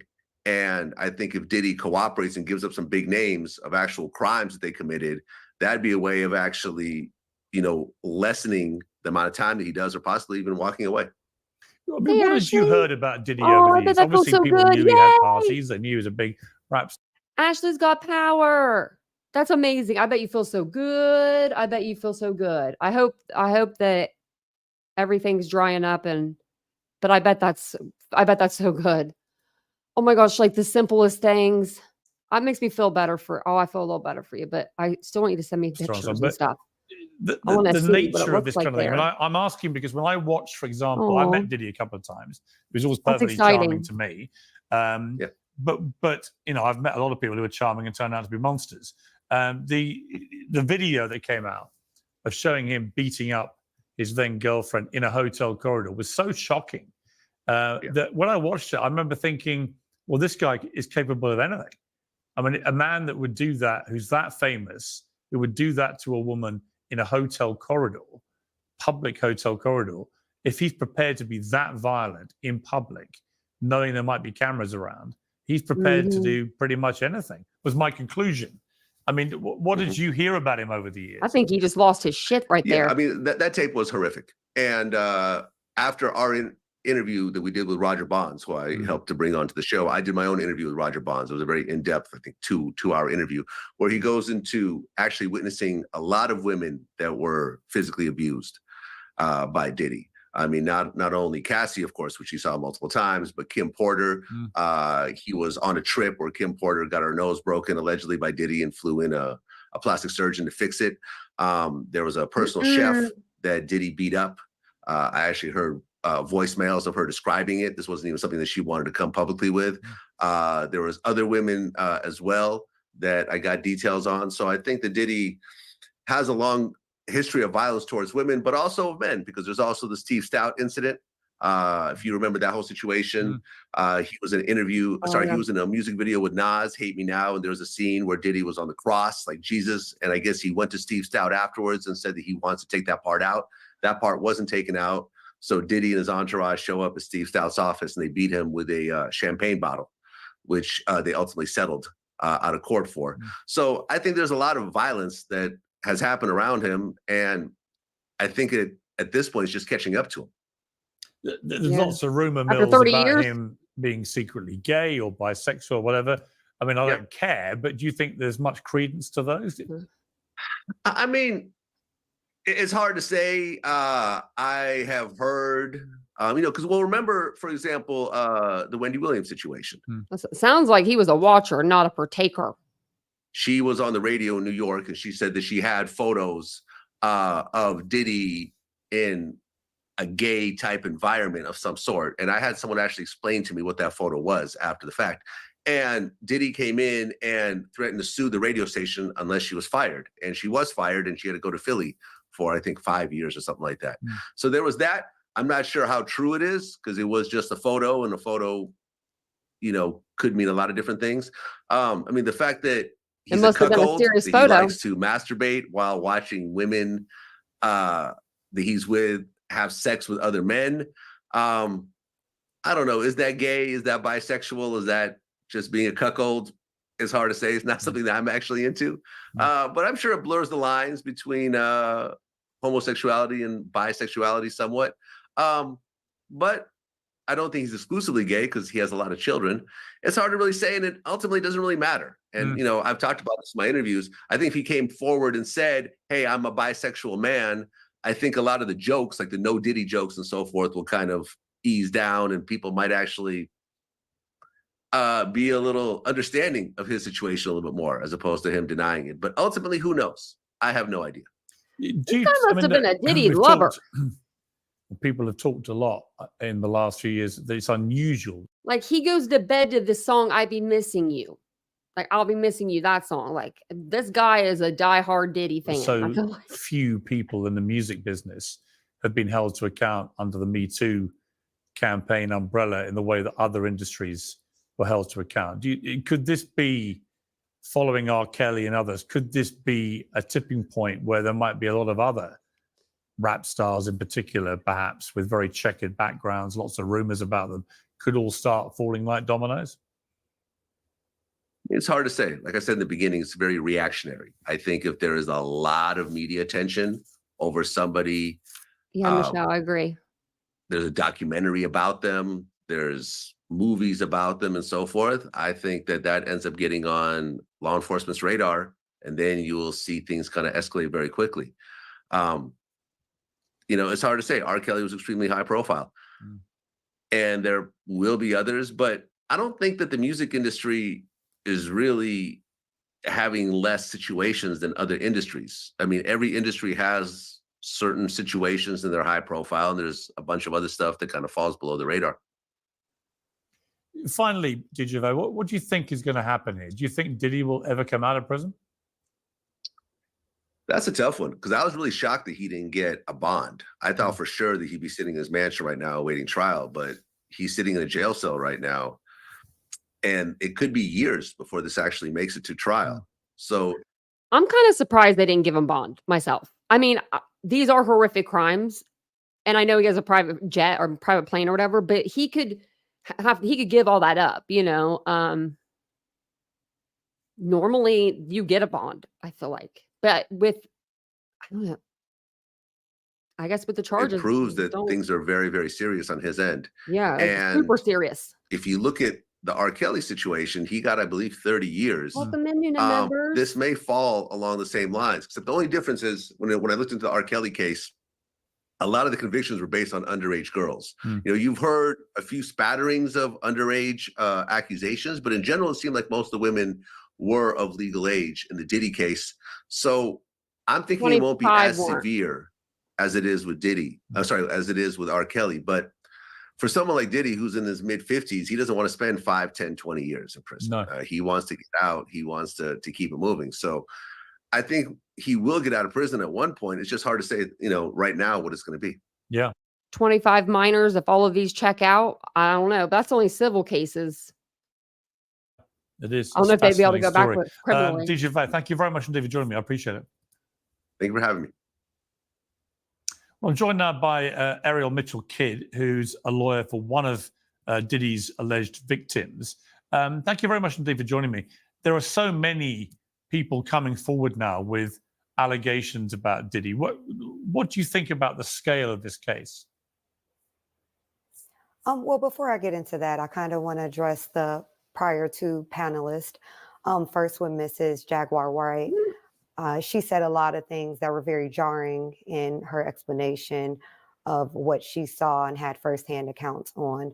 My concern for her, she's saying a lot of things that could be considered libelous. Right. And I would suggest that she contacts an attorney, if only to vet the information she has or purports to have from other victims. At least they can protect her, and then they can also do their due diligence, the attorneys, to make sure that the information she's receiving is accurate outside of the things that she knows and may have proof of. I was very concerned about some of the things that she had said in her prior segment. I also want to address Mr. Vlad, who I know to be a culture vulture, who takes from the Black community and doesn't give back and puts artists in situations where then they are indicted by the police. And he's very much so what we call police type investigation in the Black community. And for him to repudiate what Mrs. Wright has said, I thought was completely out of line. He can say he doesn't agree, which is fine. But for him to be someone who constantly uses the Black community and uses them as a means for his platform, I thought that was very inconsiderate and unprofessional. Now, to get to your question that you asked of me regarding the victims, there are victims coming out every day, even someone who contacted me last night.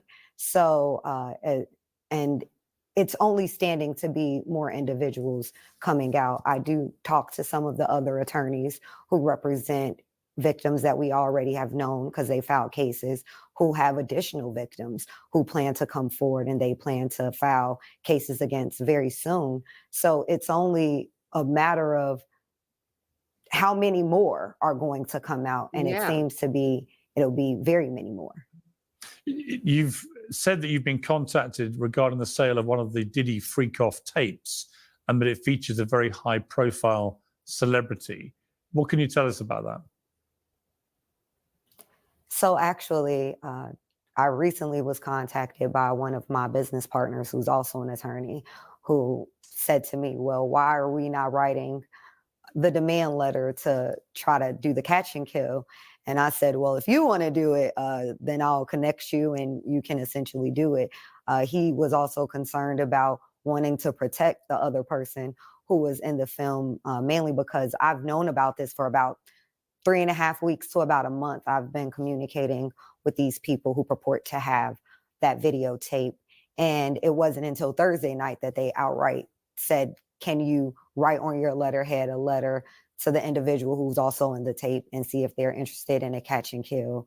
And is that something, we'll give you X amount of percentage of it. And at the time I was like, I don't think I want to be involved in this, but I hadn't had time to process. But the other attorney. Is it catch and kill, like someone intercepts the videotape and they destroy it? I'm just going by like what it sounds like it could be. What the hell is it? Capture kill. I'm assuming it's like a lawyer or somebody maybe that intercepts video or photos and they get it and then they like destroy it. Maybe I could look it up. I'm speaking of, he's pretty much been in the know the entire time since I first got contacted by these individuals with the tape. And we're pursuing now a meeting with the three of us for us to broker, I guess. I think I got something.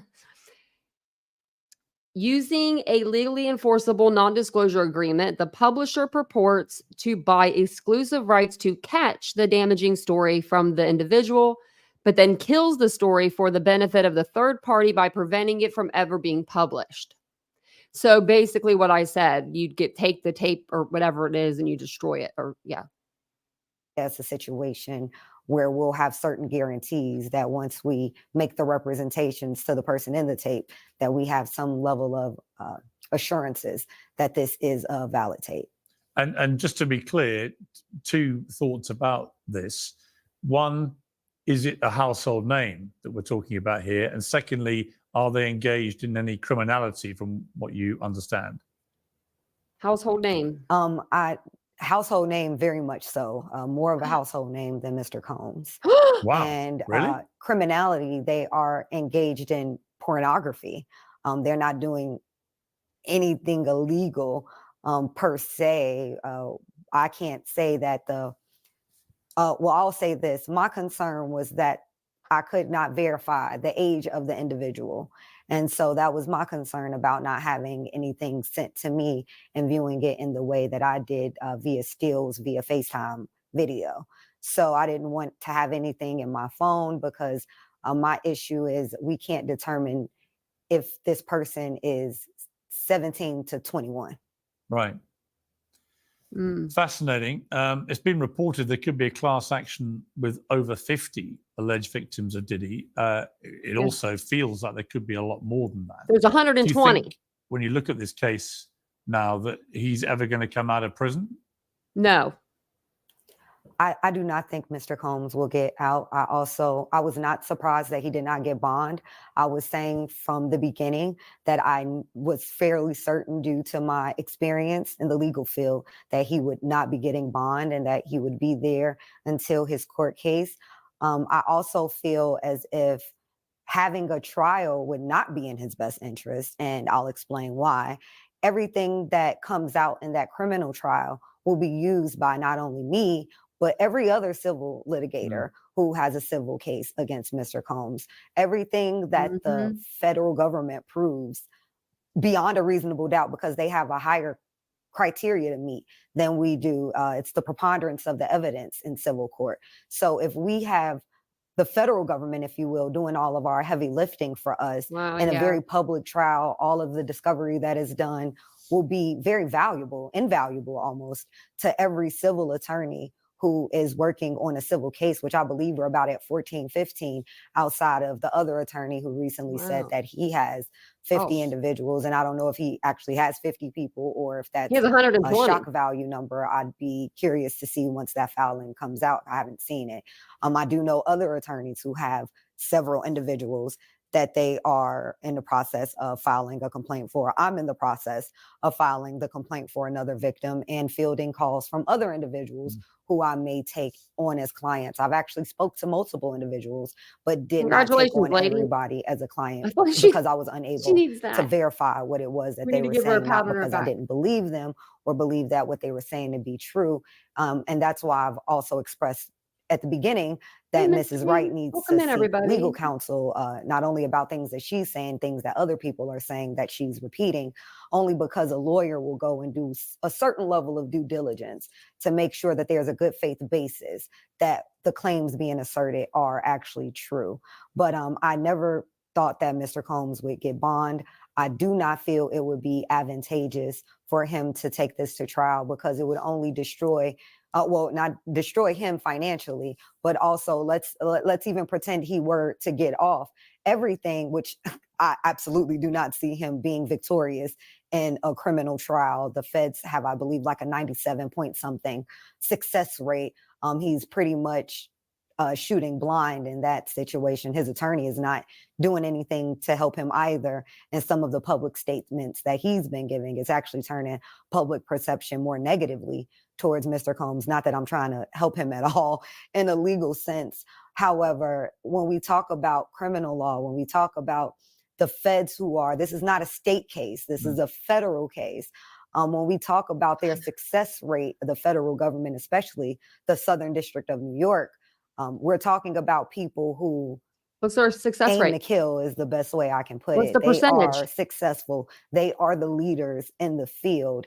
And anything that comes out, any discovery, any testimony, any depositions that come out will be used in his civil cases, which I don't think he's going to want, because that's all he's creating evidence for us to use. And to the point that, while I don't want to acknowledge Vlad, the point that he made earlier about being heavy-handed in terms of any settlement, I do agree to that, only because one of the charges and the main charges is a RICO.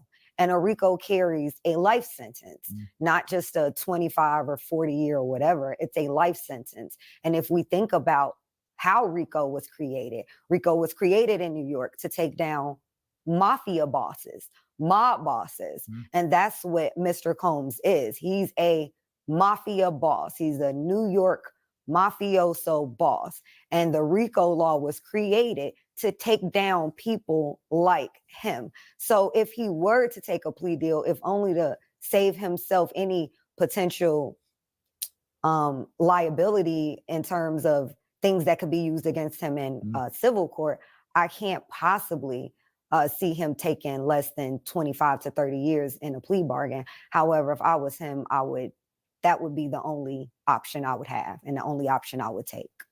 Absolutely fascinating analysis. Thank you very much indeed for joining me, Ariel Mitchell-Kidd. Appreciate it.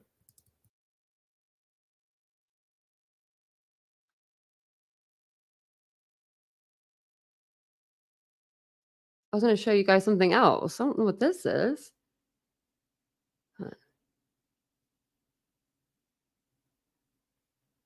Who is this? Ariel?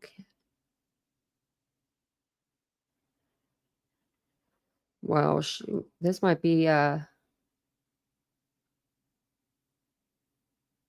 like a win for Diddy's side. Let me see this. This is this just came out today. So it says Diddy accuser Adria, I think that's how you say it. I don't know. Andrea English attorney wants offer case. I can't work with you. The ex-corn star accusing Diddy of trafficking her at his white parties is likely about to be in need of new legal representation because the lawyer handling the case is asking a judge to cut her loose. According to new legal documents obtained by TMZ, I need those. Her attorney, Ariel Mitchell-Kidd, wants to withdraw from the case, claiming, I don't know her name. Let me see if I can get it to say it for me.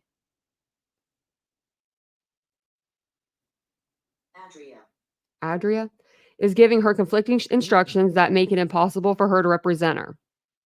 The attorney also says there's been a breakdown in the attorney-client relationship. She claims that there are irreconcilable differences between them, and says Adria's tone and lack of respect and her continued behavior and self-destructive activities have made it impossible for Mitchell-Kidd to continue to representing her. Ooh. Says that she filed a bombshell lawsuit against Diddy back in July, accusing him of SA and S trafficking. Says she was on TMZ Live a week after the filing the suit and told us Diddy indictment was an intimate, and the feds eventually arrested Diddy in September and threw him in jail. As we first told you, Audrey was a former corn star whose stage name was Unique.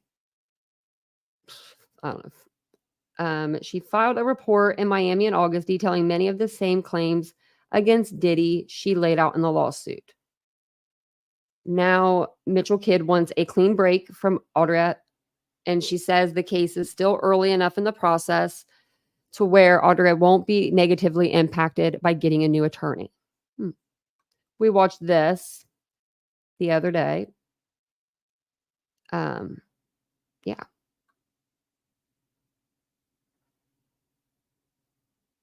It says, less than 3 months after filing her lawsuit against Sean Combs, Audrey's English has been dropped by both of her attorneys after making completely fabricated statements and papers filed with the court today. Her former attorney cited Miss English questionable antics and undermining behavior. As we've said from the start, anyone can file a lawsuit without proof, and this case is a clear example of that. So, this ain't gonna look good. Because that's why this guy that just got these 120 people, he said he's vetting every single detail. He said that on an interview today. He's like, every little piece he's vetting because he doesn't trust anybody. But this person just trusted somebody, apparently.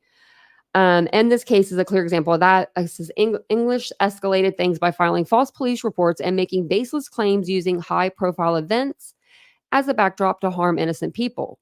No matter how many lawsuits are filed, it won't change the fact that Mr. Combs has never SA or trafficked anyone.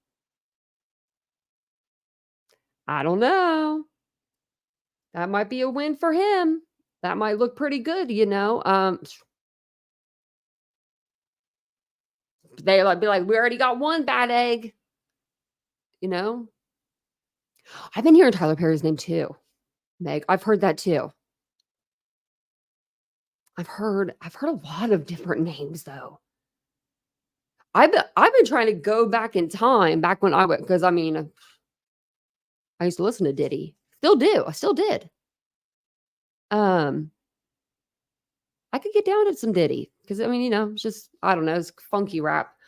I never thought that he would be doing any of this though. He was just like a silly dancing, poofy outfit wearing guy. Like, I don't know. I just picture him from like back in the 90s, I guess, or early 2000s. But there's a lot of good people I feel like are going to come out in this, like that we think are good people, and they ain't gonna be so good. Now, if you were at a Diddy party and you just were there for, you know, the orgy or something, like just come out and like tell like your lawyer or whatever so you guys can get ahead of it. Because I mean, if you're just there doing adult things, shoot, no one's gonna be mad at you for that. But if you're a victim of Diddy's, you should come forward as well. Even if you were a kid at the time, like even if you want to forget about it. Like, I mean, that's just something people need to come forward. Right, Meg? I know. Well, I've been saying, I didn't think Cat Williams was crazy. Now, Orlando, I was like, is it the rugs or is he just, you know, I think Chris Brown though, too. I think he's going to be on that list. I wouldn't even be surprised if people like smaller creators like Sean Kingston is on that list, I bet. Like, I mean, but I want to know who the big people are. Bigger than Diddy. Who is bigger than Diddy? Jay-Z, in my opinion, in my humble opinion, but that's my, you know, a household name would be like Oprah Winfrey. Will Smith would be a huge household name. Lil Bow Wow, maybe, yeah. I need to go through my my music tomorrow, my Pandora. Oh yeah, he was arrested. I heard something about him getting arrested for something. I heard Ellen too.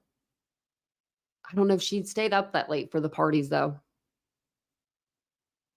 Nicki Minaj, I don't know. That one I don't know. Now, Lil' Kim, I would say she was probably in there for it. She probably saw some things. Jay-Z's worth $2.5 billion. Yeah, he's got a little bit more money than Diddy.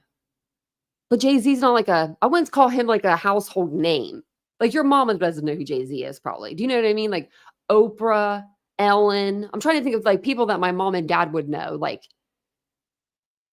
a big name like that. Cause like that lady was like, it's a big name. Like she made it sound like it was way bigger. I think she did play nice. I don't think she hung out with that crowd, but I'm not 100% sure. That's why I was like, oh, I'm not sure. I like Jay-Z's music. Sucks. If he's on the list too, I'm just going to throw my phone away. Don't even listen to phone music anymore. Don't even need the phone.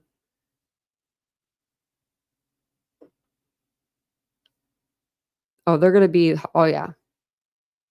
Whenever the names come out, we're going to have to like go on like our TMZ, stars bus. I'm about to get one like I'm about to get one for the channel. We're all just going to hop on board and go all to the stars house, because they'll be naming them. So I don't really see her in Ruby Nikki. I don't see Cardi B into this. She's too smart. I feel like, you know what I mean? Like just, I don't know. I feel like she could see that shit from a mile away. Probably stayed away from it, but you never know. You never know. You never know. Oh, I totally believe Aaron Carter was a victim. Man, start a bingo card with names. That's what we should do. True crime lullabies. We should. And I mean, we should put the craziest names on there. I feel like it's not going to be anybody new. Like no newer singers, not anybody that's really new to the game. I think it's going to be people that are old to the game. Like maybe Mariah Carey. She might be that big name, that big household name. I mean, everybody knows Mariah Carey. People are asking her already to start singing All I Want for Christmas Is You. She did a skit. She said, it's not time, guys. It's not time yet. Yeah, Russell Simmons is probably in there. 91, yeah. A lot of people to go through, you know what I mean? A lot of people. Like, I don't know. To me, it just seems like, I mean, there probably is new people. I don't know any new. I don't really listen to new music probably to know who it would be now. But I can remember back when I was younger, when I used to listen to him and who he would be around. And he was around a lot of celebrities. So she's in a picture with them. I mean, hello. I don't know what party that was at, but that was one of the white parties, but maybe LeBron, yeah.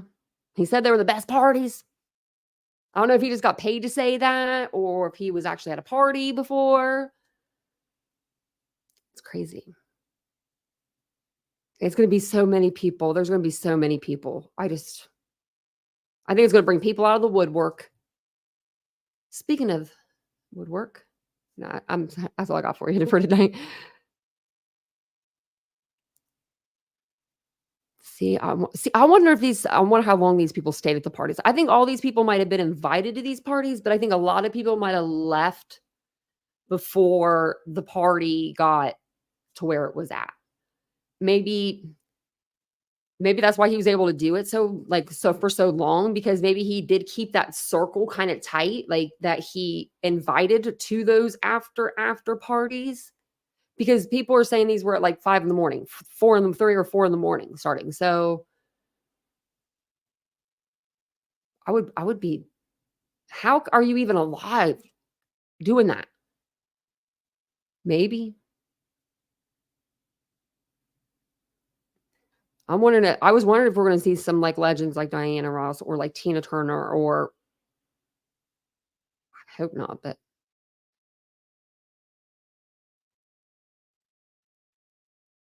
I don't really think Michael was around Diddy too much. But I don't know. They were, yeah, that's what they were doing. They were rugging them and then just doing what they wanted. No, I'm just saying, like in general, like that section of women, like from the the 60s, 70s, 80s. If anybody like that will come out, because people are saying Diddy didn't just do this. He's not the first one. People are making it seem like somebody had done this to Diddy, and that person needs to be looked at too. But I don't know who they're wanting us to look at. But there's so many people. Miss Stevie.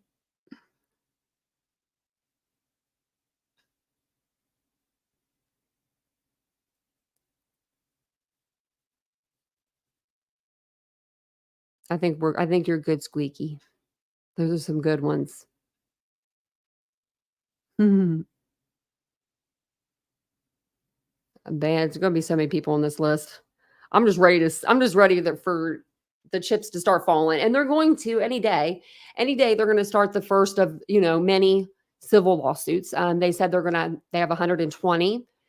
55 of those people were minors at the time. And these are people that they vetted out of the 3,000 that have gotten a hold of them. That was at the time. Now they have over 12,000 calls. They have 100 people working this case just for this team of lawyers in Texas, that the ones that came out and did the press conference yesterday. So we'll see what happens. I'll keep my ears, my eyes open. I don't think there's anything else that I have to tell you guys. Oh no, now Kelly Clarkson. She's like a goody, I feel like. I mean, I think so anyway.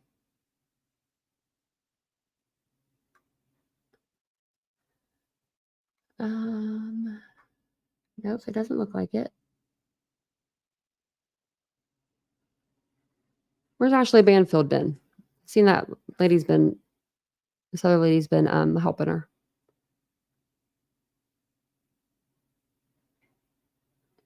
Oh, now I see that. Well, now I'm seeing this interview we just went over everywhere.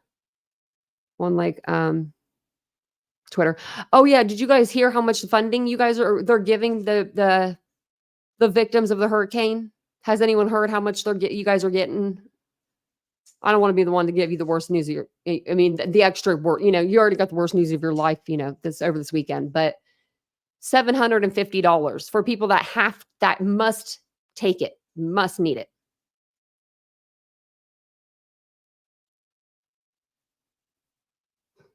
I don't even think $750 would be enough for toilet paper for my butt for a year. What is $750? Didn't we get more in the stimulus or something when we were locked up? Didn't we get $1,200 when we were all locked up? Because being locked up was not all that bad compared to I would rather be locked up all day. No, I'm not, Meg. I saw the lady president. The lady president said it today. So $750. These people lost their homes. Let's skip that. They lost everything inside of their homes. They lost down to their underwear, down to their toothbrush. Oh man. You lost your house and the keys and they give you $750, man. Everyone needs to make sure that you guys have insurance for that. Not people in North Carolina. I mean, I'm sorry, but those people did not know. The people up in the mountains, there's no way they could have prepared for this one. I mean, even if that many people would have left, I don't even know where you guys are all staying. Because that's a lot of people that are misplaced. I still can't get over it. And it's not even, I don't see anything here because I'm in Ohio, but I look on Twitter and I couldn't imagine. Oh man, true crime otherwise. Even if your house goes down, you still lose your house. You're still losing everything, even if you have insurance. My mom had insurance, fire. That shit is so bad. Oh my. Don't ever have a fire or a flood. I'm sure it's the same with a flood. I'm sure it's the exact same thing. They make you write every single thing that you've ever owned. Everything. You have to write it down. Everything. To this mouse, I would have to write this down if I wanted money back for it. To anything. To this pen. And you have to put in your how much it was cost when you bought it, and then how much it depreciated to. How do I know how much this TV was $600 when we got it? How much do I know what it's worth now? It was so hard. It took me 2 weeks to fill out the paperwork for my mom. It was I was trying to remember every little thing, and it was bad. It was so bad. So FEMA's like emergency, they're Federal Emergency Management Agency. So they come in kind of like Red Cross, but they're bigger. They help, businesses, families when they're displaced from tragedy.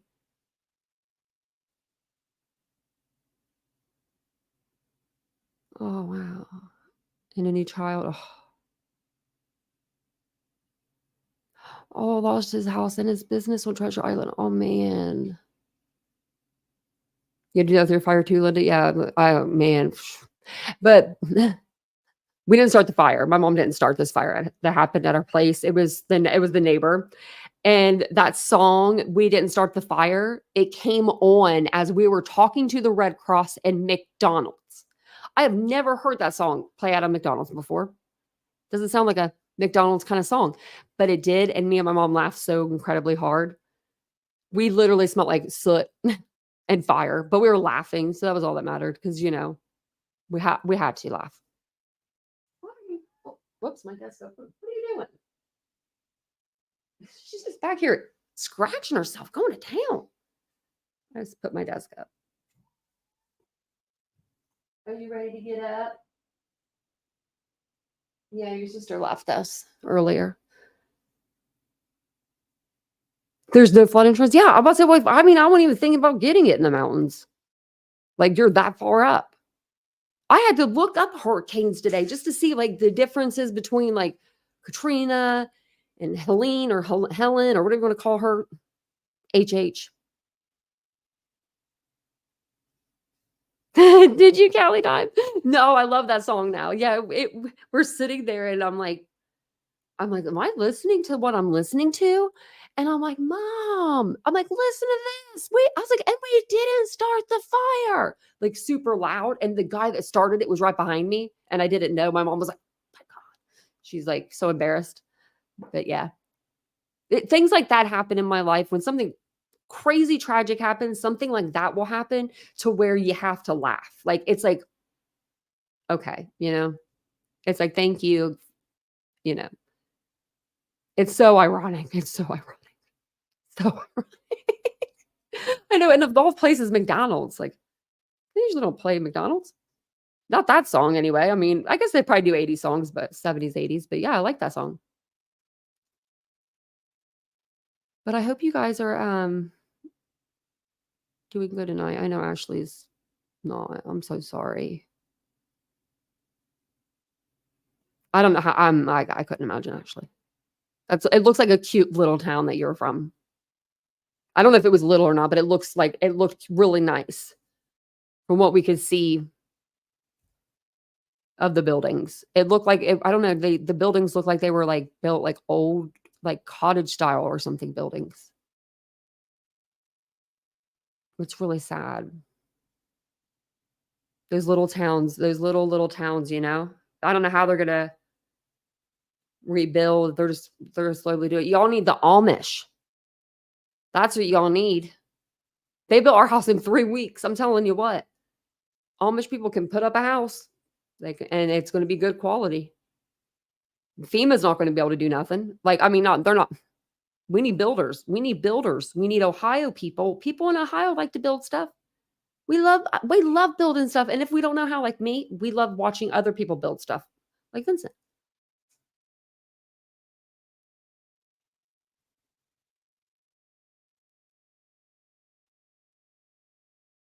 Oh. So you have electric now, right, Ashley? You can charge your phone and everything. I just want to make sure you can get a hold of everybody. So I'm going to jump off here.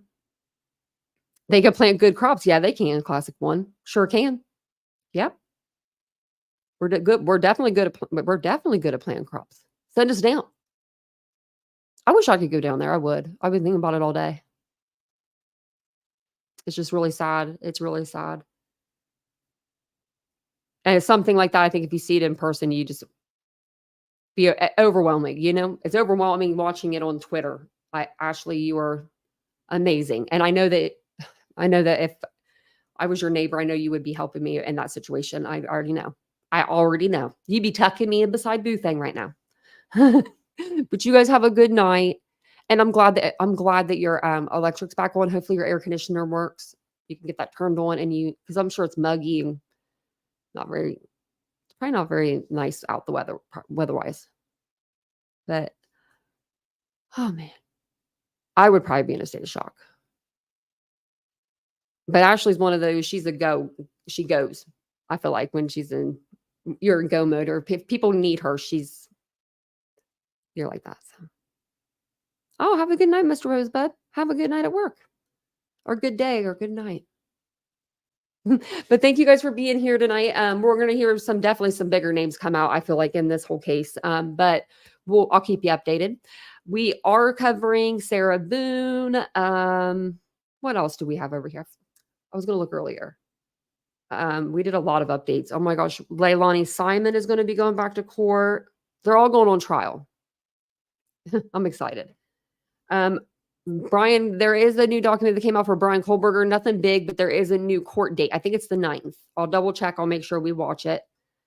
Ellen Greenberg, there was another update I want to show you for that in that case. Let me see.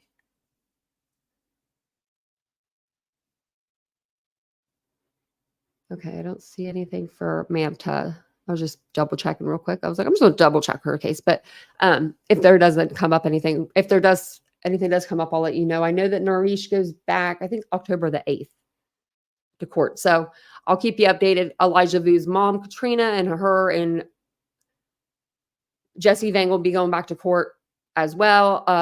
The God's Misfits, the 5 people that unalived Jillian Kelly, and Veronica Butler, they'll be back in court. So we got a lot of stuff. Yeah, a lot of cases.